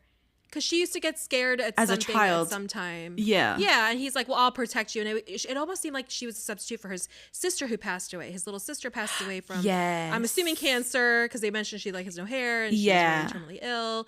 And that's also why he's like kind of in a fight with her dad, his own dad, I think, because his dad was a doctor but couldn't save her, so some weird grudge there. And so since he couldn't save his sister, he's trying to save Haewon, and that's why he's stuck on her. But that was also like a weak sauce kind of story to me. Yes, as far as, like, I know, because especially if you've known each other that long, wouldn't you have more like stories to talk about or reminisce about? Right. So, and then same thing with Min-hyuk, where he seemed like he was close with Min-hyuk, but then at the same time he was like, I don't know when Min-hyuk's birthday is. And I'm like, what are you talking about? You don't know what Min-hyuk's like a 30-year-old man. How do you not know since childhood also, if you've been friends? Min-hyuk, okay, what is Min-hyuk's deal? Because he's like media mogul. He's he's like screen publishing, screenwriting. Wait, one thing at a time. Hold on, because I'm not done with Haewon because oh, sorry. Yeah, sorry. I'm not done with this girl. So Haewon, she just, I mean, at one point, I think in episode 5, she's having this pity party, and it's, in this case, she goes to like a bar or something. She's drinking her feelings, and Young-jae goes over to console her and be with her and just sort of listen to her issues, because he's the crying shoulder always for her. And Young-jae ends up standing up Song Hye-kyo's character, but that's a separate issue. Haewon says, I feel like dying because our second male lead, Min-hyuk, said that she doesn't love him. She just wants to possess him. And I was like, Min-hyuk, bravo. Because the truth hurts. Yeah. It's absolutely true that her love was all about infatuation and possession. And that's why when suddenly Young-jae was unavailable to her because he got married, she was like, oh, he's been taken from me. Yeah. She was entitled to him as like her backup, I guess. Exactly. Yeah. Super toxic. Super rude. But also, so I don't like Haewon. Haewon seemed like she liked Min-hyuk. I don't know if I was reading too much into this, but it seemed like she liked Min-hyuk as like a status thing too. Like she didn't really even know him that well, and was just like, look at this like dapper, dashing, like I speak 3 languages and I have like, you know, the CEO of all these companies or whatever he's doing, and she just wanted like the idea of him, and that's maybe why he was also kind of like, no, bro, like it's not happening. She's like clout chasing. Yeah, and then she works in fashion but has like 0 clients other than Rain's character. I was like, what is your life?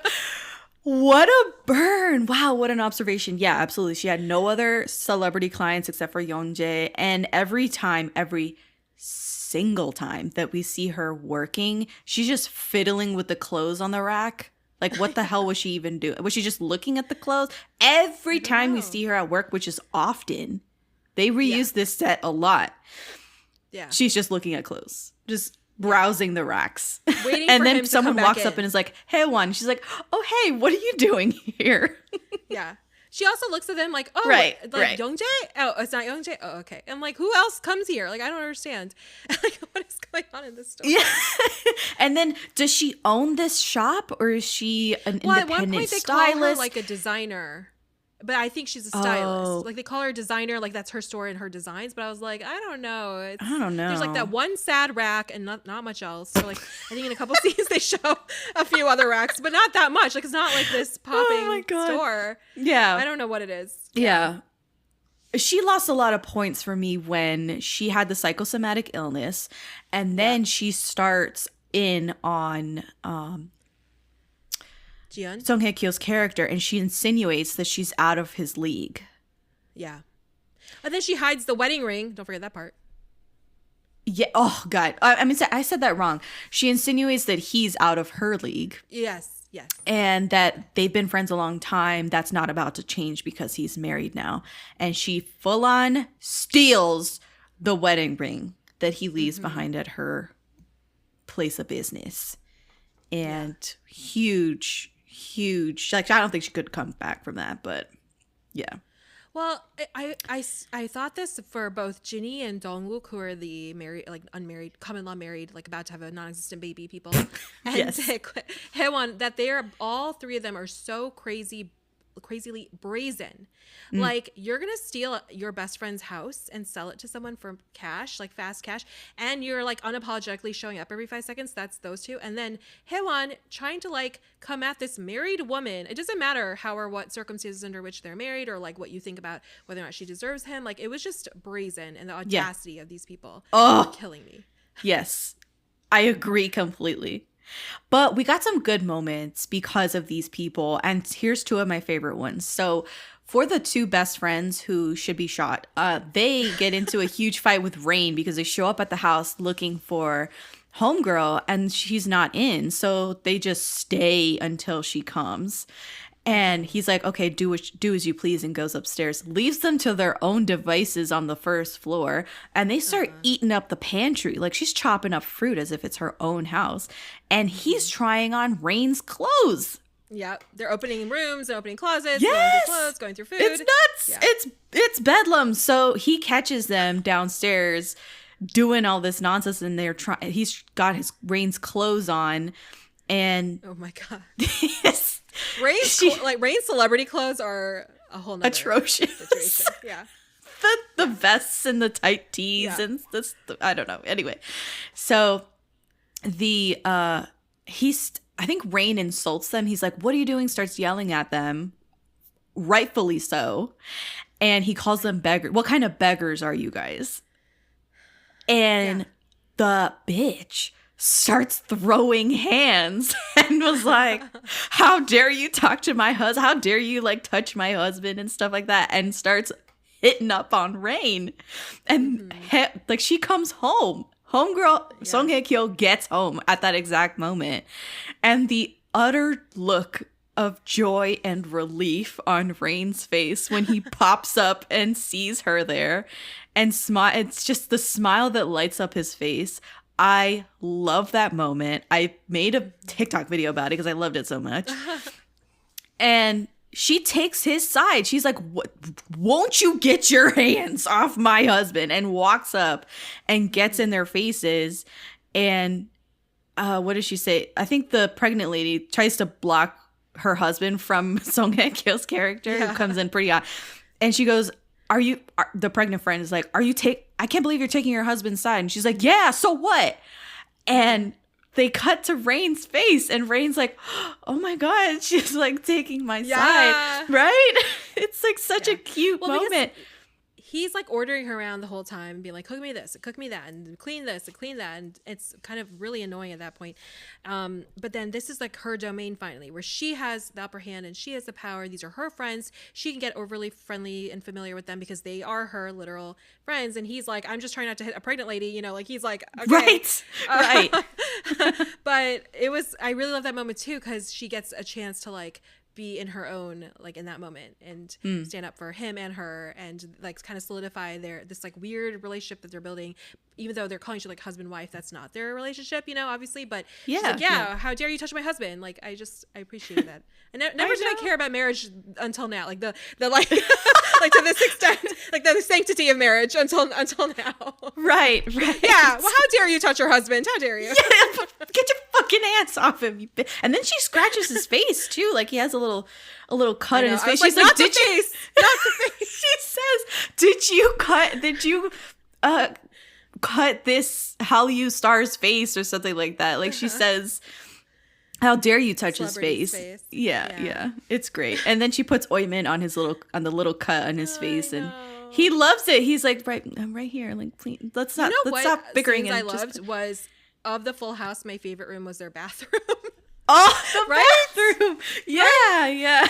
Because that's where they're always like having these like moments they usually don't fight in the bathroom, or if they do, it's like very petty, like I like you but I hate you kind of fights. And there's like this intimacy there that there's no other way for them to express their feelings more than in the bathroom, because it's like, oh, I don't know if they necessarily literally do this, but like, let me hand you this tube of toothpaste, or like whatever, like this is your towel, this is my towel, like that kind of stuff.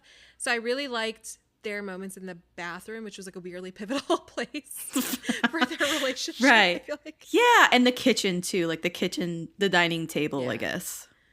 Yeah, were the two big places. Because obviously whenever she threatens to move out, or she leaves for the night, or she's out or something, he will look at her toothbrush and he's like, oh, I miss her. Like yeah, the bathroom is a good place, and so is the dining room table. I love the moment with when after he realizes that his ring is missing and he confesses that he lost his wedding ring to her. He feels extremely guilty, and even though he's sort of like yelling still, and he's like, don't get on my case, like if I forgave you for losing that recorder that I bought you for your birthday, you can forgive me for doing this thing too, for losing my wedding ring, and I'll buy another one, don't worry, it's coming, it's on the way. She draws on a wedding ring on his little hand. Oh my god, I was like mad at myself for liking that so much. I was like, man, they got me. They got me so good. They got me. I love that scene. It's so cheesy, but I love it. And the way she backs into it, she's like, I found the ring. Today, I just found it today. And he's like, oh my God, where was it? And she goes, give me your hand. And she starts drawing on the ring. And he's like, oh, like, what are you doing? It's so good. It's again them being childish and kind of innocent in the way they like go about it, and it's sort of refreshing, because sometimes that's what it is. It's just hot and heavy, purity. Seductive. This is not that, but it's still so good to not have that for once. I know.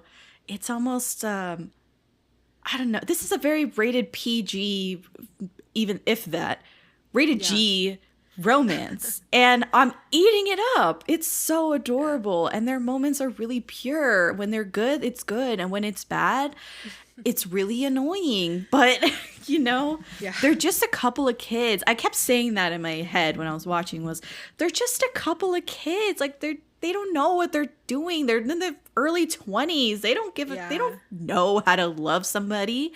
They don't know how to express their feelings, and that's the major thing about the show, is that even if you're getting frustrated that they can't just talk to each other, they have their own like immature complexes that prevent them from doing that. It's weird too that they both kind of understand each other. Like they pick up on these signals. Like when he's like, from now on, talk to me by writing a note on the fridge, or whichever one of them says that, And they connect, or like when one comes home late and they're like, oh, were you waiting for me? Are you pissed off right now? And like, they can tell like something's going on, but then like especially Rain's character Young-jae doesn't know his own mind. He's like so torn between Haewon and Jiyeon, but then she's like a lot less confused about it. And I thought that was like very like angry young man of them, like he doesn't know, like he's so confused, and he can't emote and all this other stuff. He's emotionally immature. He's just generally immature. But I just liked the way they portrayed the communication, the fact that you could tell that she's picking up what he's putting down, basically, even though he doesn't even know what he's putting down. Right. It was cool. Right. I like that scene where they go visit Haewon in the hospital, because he's sprinting to her bedside, and he doesn't need to say a word. She knows just by looking at his reaction to the news that she's in the hospital, and seeing him sidle up to her at the hospital and just so concerned over her well-being, just completely cut up about Haewon. She's like, oh, he likes her, and let me wait to go in the room. Let me just make myself scarce, because this is who he really wants. And no words are said, right? Nothing is in this. This is all acting, right? This is not, dialogue. Right. And this is why, kind of what I was alluding to before, where like they didn't need to rely on flashy sets or a lot of different like on location shoots to convey a bunch of like get your emotions stirred up. It was like kind of cerebral. You're like in their minds. Like there's a lot of scenes where they're alone sitting in that big empty house having like thoughts about each other, and like even though they show a little bit of like she's thinking of him or he's thinking of her, like it's more even in their face when they pan back to their faces in that moment, just sitting there alone in the house, you can see it in their face. So I think both of them did a great job. and the directors and stuff did a great job of making that come through. Yeah. Did you like the movie theater date that happened early on? So here's the thing. I thought it was cute because he had to come in after the movie started, left before the movie ended, this whole hullabaloo because he's a celebrity. But the clip that was shown of what they were watching, I was like, it's Van Helsing with... Oh, is that what it was? Yeah. First of all, I think it was a trailer for Van Helsing. Oh, okay. And then when the movie starts going and Rain sits down, the music is clearly Spider-Man. Like the Sam Raimi Spider-Man. Yeah. And I was like, holy shit, that's Danny Elfman's score from Spider-Man. So it like threw me for a loop because I could not get into the scene without thinking Tobey Maguire's also in the room with him. Yeah, exactly. You know? Exactly. Imagine. Oh my Kirsten God. Dunst and Toby. Yeah. Did you have other moments that you really liked before we kind of get to the divorce? Yes, I really liked. I know we're kind of tabling Min-hyuk a little bit, but I just liked how. No, let's talk about him. I'm sorry. Okay. Yes, I forgot to go back to him. Sure, I know they were like, oh, he's a player, he's a this, he's a that, but like he was so, to me, and maybe I'm being fooled, but genuine with his affection for, because I think it was mostly affection really, or like he found her endearing and it was less like something weird or creepy. But Jiyeon, when she's like, I'll buy you dinner, I'll buy you spaghetti. And he just was like, okay, sure. He like was like, are you serious? Like he's like having all these important fancy meetings and, you know, meetings in Shanghai and meetings in wherever and going to America. And she's like, I'm going to treat you at this like all you can eat spaghetti place, the spaghetti joint. And he's like, cool, sounds good. And he like lets her do it. He just like lets her like be who she is and how she is, which was such a nice change from Young-jae constantly berating her like, why'd you cook this like this, and why didn't you do this like this, and I need you home by this time, and hurry up and come to my premiere. Like yeah, it was a bad case of like second lead syndrome. Like you should have gone with him sometimes because this is something that I don't know how the show managed to do. Maybe it's just the power of Rain in this role, but for such a bossy, rude, screaming match kind of male lead, I never wanted her to get with Min-hyuk. I was always like, no, it has to be Rain. I know he's emotionally stunted and can't express himself at all, and he's constantly making the wrong decision, coming home late, standing her up, God knows what else. And despite all this, I'm like, it's him or nobody, because like they're meant to be. She's the only one who's a match for him, you know, like there's no one else like on the planet who could be a match for Young-jae's character, right? Because but logically, Min-hyuk is such a great option. Oh yeah. Well, no, okay. So this is where my problem with Min-hyuk was similar to like the lack of backstory for Haewon, which is like, why is he following this girl to the spaghetti factory? Like, go get another like millions of other girls that you can hang out with. She like, is not right, and she's a bad writer. He crafts her into a good writer. He's constantly critiquing her work and making her think about her writing and the craft of doing a screenplay and all that crap. So he's mentoring her. Mm-hmm. And she's so criminally unsophisticated. And that's okay, I guess, but like then just be platonic. I don't know, this like trying to like win her over and like get her to see him the way he could tell she was seeing Young-jae. Yeah. I didn't get it. I was like, why are you doing that? And then she seems so young compared to him too. Yeah, like unworldly, young, immature, all these things, and he knows. He's like really savvy. I was trying to also decide if I thought he was a player or not, even though we never really see him like dating a bunch of people. There was only one scene where he was with Haewon in a bar, and he goes, "That you see that girl over there? She basically said she wants me," and like gets up and like goes to talk to this other girl at the bar, and leaves Haewon hanging. And that was the only indication that maybe he slept around, maybe he had multiple women or something. But when he was with Han Ji-eun, he was completely sincere. And I love the birthday date that he goes on with her. Oh, yeah. Where he tells her that he does have feelings for her and that most girls like him, which I thought was a little funky of him to say. He was like, most girls really like me. and he says, "Please like me too." I I'm liked thinking that. I'm thinking of how to take you away from Young-jae. Yeah. And he tells her outright, like, I'm looking to steal you away from Young-jae. I know that he likes Haewon. I know there's issues. I know the contract marriage situation. Well, also like the berating, constant like he was mistreating her, Young-jae. Yeah. So Min-hyuk was like, "You deserve better. You could be better off with me, etc." So yeah, and he says, I liked him a lot, but what was his deal? There's something about it that didn't sit right with me, and there's something about Rain that I was like, that's the one. That's the one that she needs to. I don't know what it is. It's really bizarre. It is. It's bizarre, and I wonder why she like charmed Min-hyuk, because I can kind of see how she charmed Rain's character Young-jae, because Young-jae was used to like everyone just like falling all over themselves for him. And even though Min-hyuk had a little bit of that too, Min-hyuk is like too cool for all that. So like when he still pursued her after a while, I was like, I don't understand why you're still. Like, I think what it is like we said before, Rain and Song Hye-kyo's character, they're just a couple of kids, and maybe it's the fact it feels like, you know, this is a side note, but my parents got married when they were real young, 20 years old, right? This is unheard of today. Like people get married when they're older today. Just that's the trend. And they have these crazy stories of them being young and married, and I'm like, y'all were just stupid together and like growing up together and going to college together. And it was very like their stories felt in a real way like the vibe of Han Ji-eun and Young-jae together, where they're just in this house, they're playing house without the sex part. Like they're just like exactly you're digging around together all day long and fighting and learning how to make up with each other. He learns that she likes flowers, so he gets her flowers, and you know, it's very much a learning to be together story for them. And growing together. And Min-hyuk is a straight man, like straight up a man. He's already done cooking. Adult. He's an adult. Right, he's an adult. He's not a kid by any stretch, you know?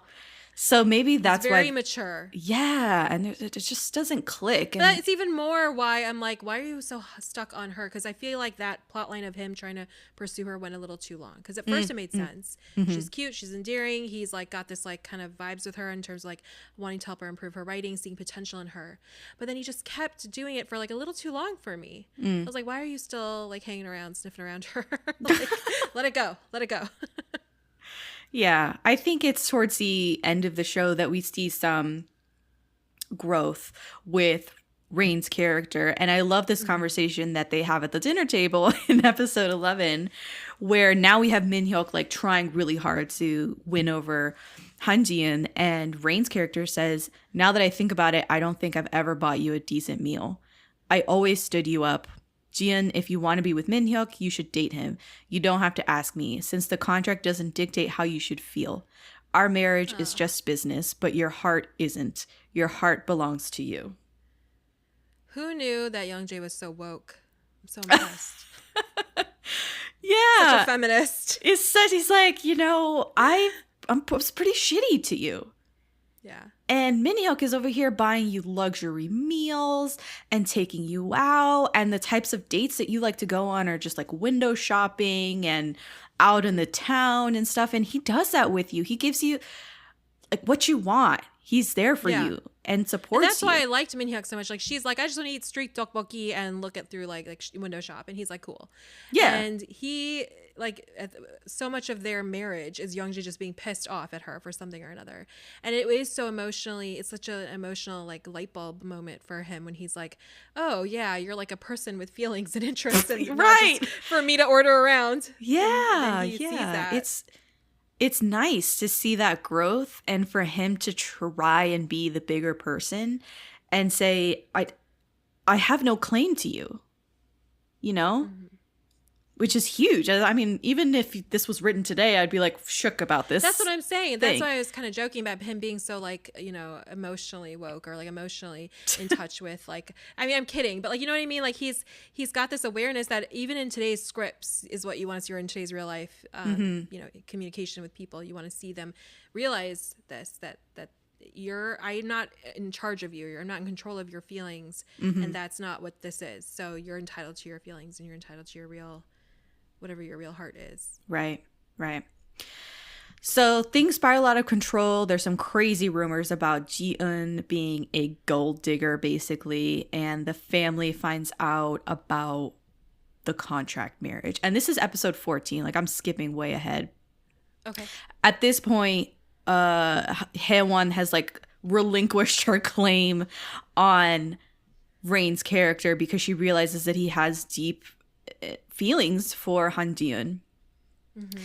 And Han Ji-eun was like gonna go to the Venice Film Festival or something with Min-hyuk, and she turns right around. She's like, I can't go. Imagine that. That would have been amazing. Yeah, I would have. I mean, in today's script, she would have gone, and they would have been at the Venice Film Festival.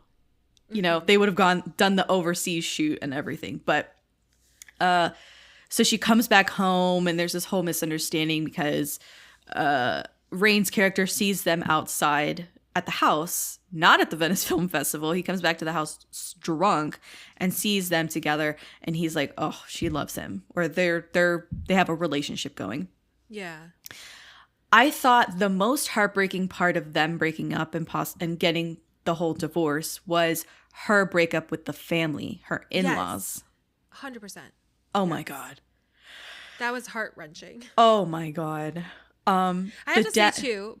Yeah, real go quick, ahead. Sorry to interrupt you. Is that I am reading this one book about Korean women's rights movements and the gold digger part, and I don't remember what word they used in Korean, but apparently, and I'm sure more so 20 years ago, but being a gold digger or being perceived as a gold digger, as bad as it is in America, seems like 100 times worse maybe in Korea. And again, I'm not a Korean person, so take it with a grain of salt. And I read one book, so I'm not trying to say this is exactly true, but it's actually like kind of social. I don't want to use the word suicide, but I don't know what other word to use for it. It's to like, you know, for that kind of thing to come out that you're in a contract marriage with a celebrity and being perceived as a gold digger. It's extremely damaging to women's reputations in Korea, and again, like 20 years ago, more so. So that the family thinking that of her, because I just read that when I got to that part, I was like, oh no, this is like even more worse than maybe we're perceiving it as Westerners. Mm-hmm. So that was like kind of heavy-handed. It was. And she kept trying to play it off like, it doesn't matter what people think of me, I know the truth. But it was extremely stressful and heartbreaking for her, especially when, I mean, the conversation that she has with his dad was the worst to me, because the dad says, I don't think it's appropriate for you to call me father anymore. Yeah. And you were never really my daughter-in-law. And I hope we never see you again. Like, these are really... Yep. And after him walking her down the aisle and being so sweet to her and supportive of her and the family, even in his stern way, I was left. I was stop playing.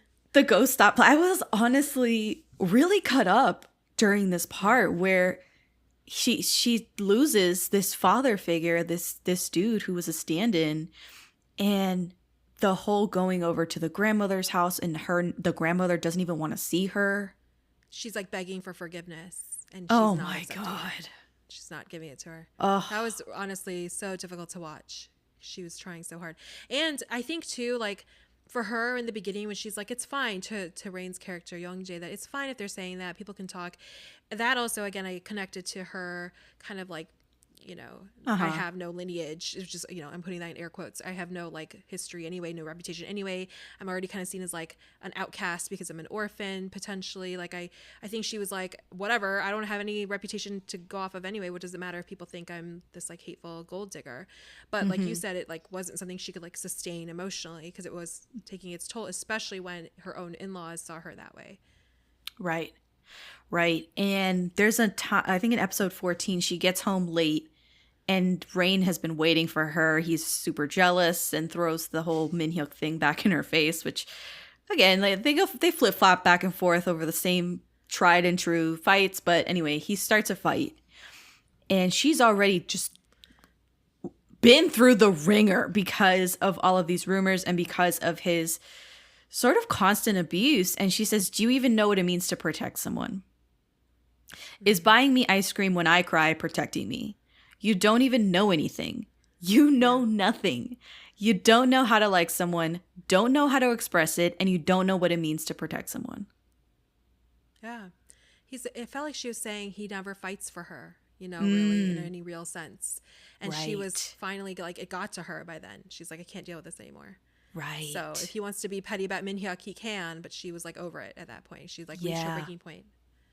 Oh my God, it was brutal. And then the freaking press conference to announce the divorce, which he says a really great line in this thing where he said he's referring to her. Everyone thinks he's referring to some other woman, but he says, Yeah. she's just ordinary and kind, but she's more special and precious to me than anyone else in the world. And he announces the divorce. Yeah. Ugh. But it's a divorce to protect her because of these like horrible Yes. rumors and stuff that attacks Yeah. from the media. And free her made it because even she more- feels, he thinks that she likes Min-hyuk and she's trapped in this contract marriage. And it's just sort of an effort to quell all that noise. Which makes it even more meaningful. that he did. Yeah. But at the same time, it's like he loved her, she loved him, and they still couldn't work it out while they were still married. So it's a little wild. But yeah, it's very emotional. Episode 15, we find out he's been in a monastery for months. Oh my god. I was like, That was get so- the fuck out of here with that shit. So random. Which, okay, wait, how many months did you say? Because I couldn't figure out how long, I'm like, what time had passed since they're divorced. So and- I think it had only been a few months. Because It's like her the hair friend, was so long. the friend is still supposedly pregnant. True. Okay. So Supposedly. even though the friend is not pregnant, they didn't even make an Right. effort to look like she was pregnant. She is still within the 9 months of Okay. pregnancy. I think she found out she got pregnant like the day it happened, the way that this pregnancy was going. Right, Like, oh, right, I'm pregnant. right. Week of. Yeah.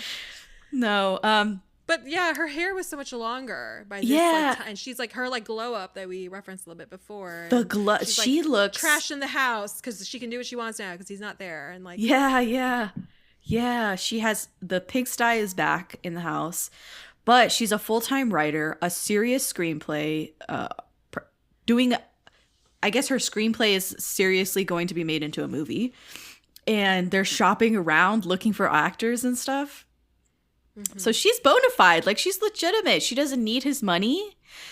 She doesn't need his clout. She obviously doesn't need the pettiness and him ordering her around. She doesn't need a maid or anybody to clean up after her. She doesn't care.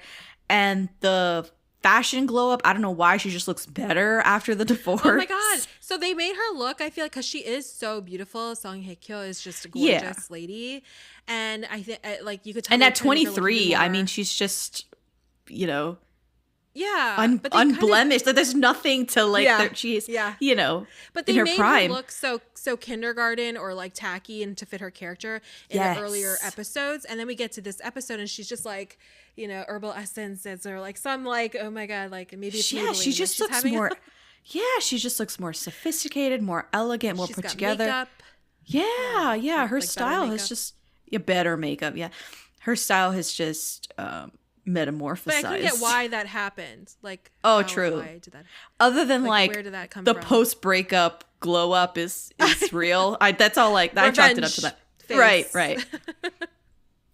Revenge body. I don't know. Right. And then he ends up rushing back because Dongwook, that friend that swindled her, says that she's sick. Han Ji-eun is sick. And he's like, what? And he comes back to the house. I like how he didn't even care that his grandma was sick. He's like, she gets sick all the time. And then he's like, okay, well, Han Ji-eun is sick. He's like, wait, what? I gotta go. What? You're absolutely right, because Dongwook is like, your grandmother's in the hospital. And he's like, yeah, she's old. It happens, He's like, thoughts and prayers. Anyway. Yes, sorrows, praise. Yeah. But there is a huge emphasis in the final couple of episodes on asking his dad, for forgiveness, asking the family for forgiveness, which I still find so odd.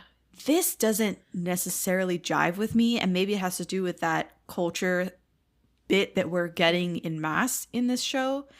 But the filial piety, I mean, that honestly threw me for a loop in the final couple of episodes, where Ji-eun is like, you can stay in this house if you apologize to your dad so that I can basically get back in their good graces.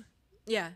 I know there's some cultures where like groveling is like a very real thing you have to do. I don't know if Korean culture is or was one of them, or just in their family that's like something that was expected. I don't know. It was weird, but there was that big emphasis, like he has to make this big formal apology and request or beg for forgiveness on both of their behalf, right? So like it would also kind of absolve Jian if he did this.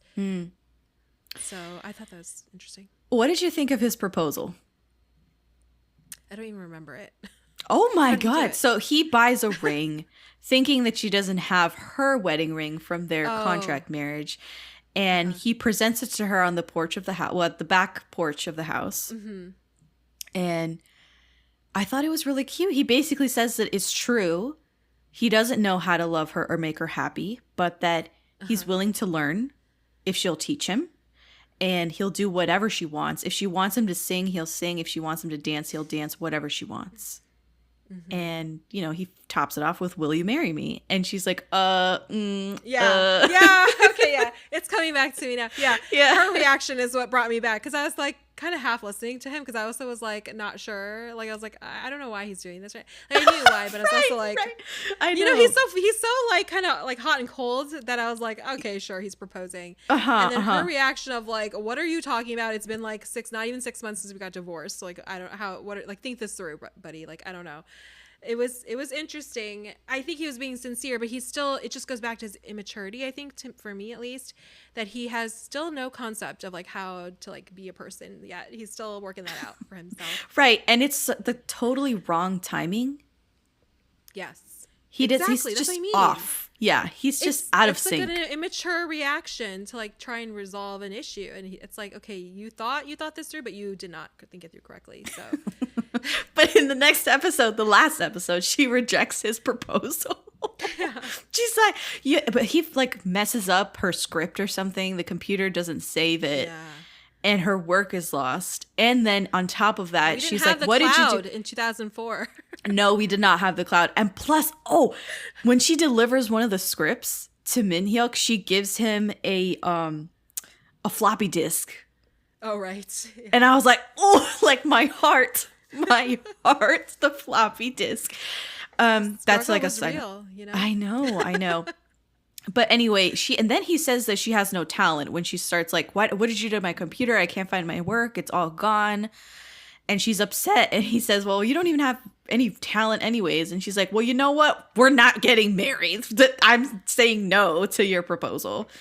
And it's so good. I just love it. Because of course she's going to say no. Like he's not at this point. What has changed, right? Right. Yeah. He's just sort of this guy who thinks he can resolve things very like neatly and tidily, and he really glosses over a lot of nuance and like, you know, other like logistics of things. Like maybe his life was relatively easy as an idol or a celebrity, where people just hand things to you or like on a plate and like they figure stuff out for you, and you just have to go and do whatever they said for you to do. So he's trying to operate in this like way that makes sense to him, but it's like he's not quite there. And also, I feel like Rain's dad in the show is very serious. I can't imagine that man has a romantic bone in his body. So I am sure that when he grew up, he didn't see a lot of really good communication between his parents. So he's really just flying in the dark, flying solo, just trying to figure it out. And poor little Rain. Poor little Rain can't get it together. They have the Magic Land date, which felt a lot like Boys Over Flowers, because he goes and stands on the ice rink for hours waiting for her. And she shows up late. It's very much like the Namsan Tower date from Boys Over Flowers. Yeah. And I like the scene of him practicing what he's going to say. Yeah.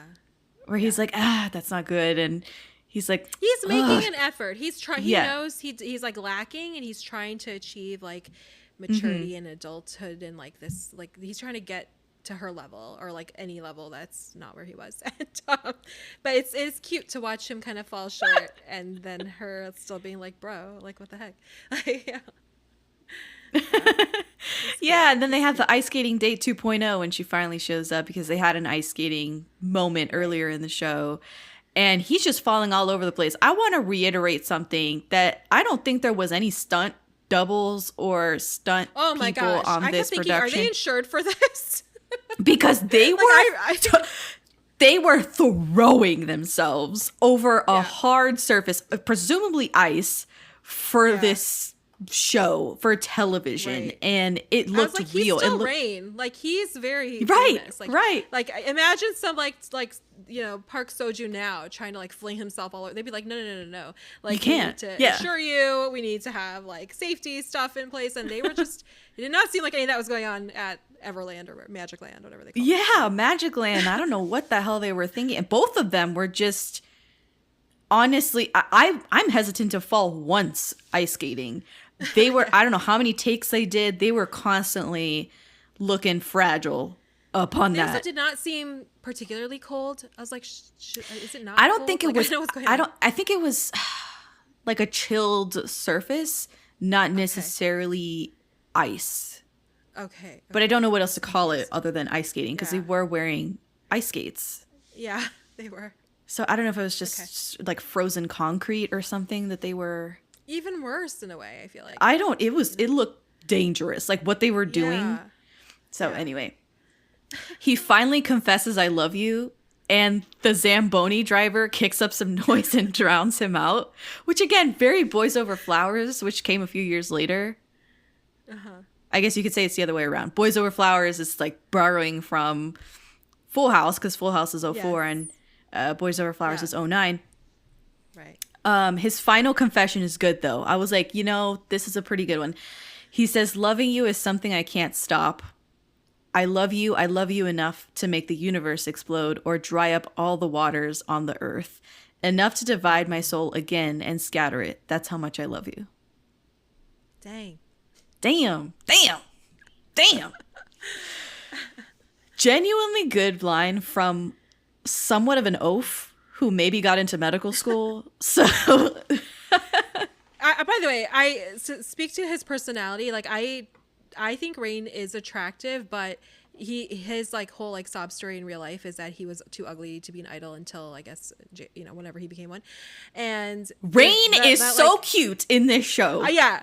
No, he is, but the quote unquote ugliness, again, I don't think he actually is ugly at all, but like he doesn't look like some of the idols, like looking like anime at the time, yes, looking very chiseled. He's not like that either. So that lends itself to his like bumblingness in this show. Because if he had looked like just someone just like cut with ice and glass and like, looked very perfect and pristine. Like, let's just say, what's a good idol that has like a perfect, Chaonu from Astro.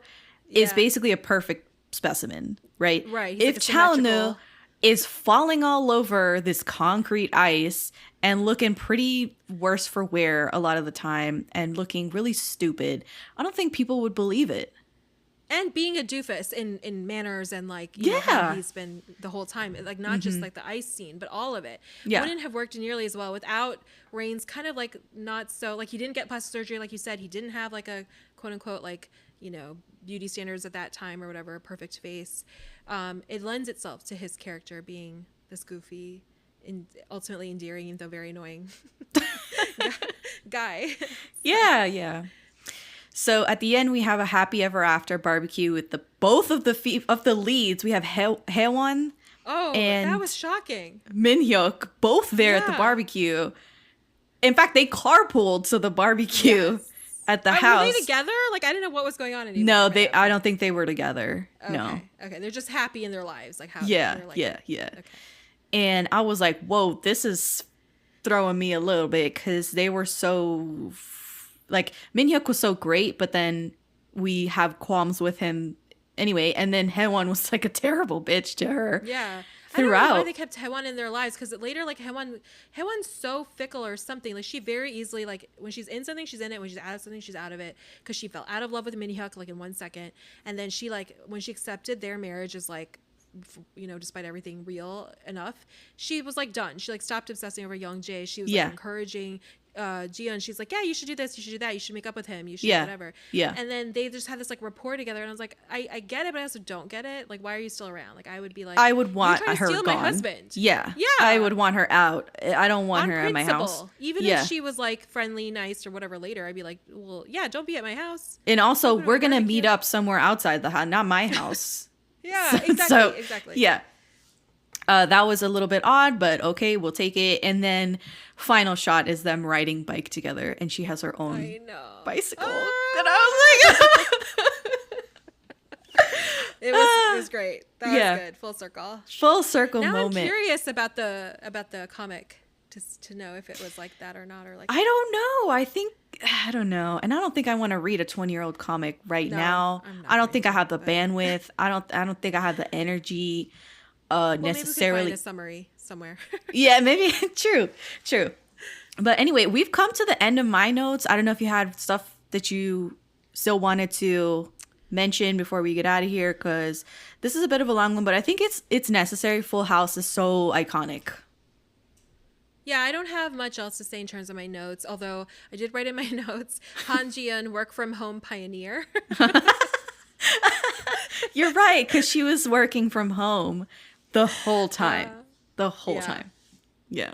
But I still am bothered by like the fact that we really don't know either how dire her circumstances were when her parents died and she was alone in that house, or how much maybe her friend Dong-wook's family helped her. And I wish we had more of that. Mm-hmm. That's something I really missed, even more than like where the other two second leads were coming from. I really wanted more of her like childhood stories. Yeah, the friends, and because we don't really have a frame of reference for how much they mean to her. We just know that they mean something to her. Enough to keep them in her life. I mean, I wanted to know, how mad do I need to be at this guy for selling her house out from under her? Because I was already mad enough. But like, if you were her benefactor, or your family was rather, during your guys' childhood, and you did this to her, then you're even scummier than I thought. Because it's like one thing to do. Then it's even worse. Yeah. So anyway, but I recommend this show a lot. Yeah, I recommend it too. If you've come this far and we spoiled all the things about this show for you, great. Now I think you should definitely give it a watch, even though it could be shortened. A lot of these fights just seem repetitive, and the plot is not really a plot, but it's fine. Like, this really does work. I like this show a lot. It's 4 out of 5 for me, and it's criminally dated, but in a really fun way. I mean, it is fun. Yeah, it feels like a time capsule. When someone gets a fax, I was shocked. My jaw dropped. Oh, stop. Not the fax. And the flip phones. Fax machine action. One last note is that I miss flip phones. They're coming back, aren't they? The flourish, the satisfaction of shutting the phone after you had a bad conversation, you got in a fight over the phone, or he's not coming to pick you up, whatever the case was in the show. I was like, oh God, I miss that. And the little charms that you put on the phone. I know, those were cute. Oh, I missed it. I missed it so much. Damn, I miss a flip phone. And then they could throw the phone anywhere they wanted. They didn't have to charge it all the time. You remember those times? You didn't have to charge your phone every night? Well, that's because a text costs like 25 cents to send, so you weren't really using it. You were calling people. You couldn't go on the internet. It would charge you.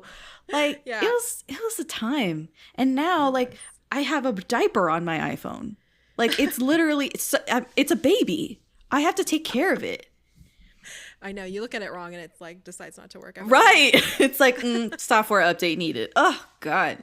Anyway, so I think that on that note, we're going to get out of here. Thank you so much, Mina, for dropping by, for watching this show, and for just being game to go back to 2004 with me. What a time. Anytime back to 2004. Anytime. Where can we find you online in case people haven't heard you on some of the other Daebak episodes? I am on Instagram at Kpop Bookshelf, all one word. And that's the main place you're going to find me. Nice. I'm Jessica, and this has been the Daebak K-Rambles Podcast.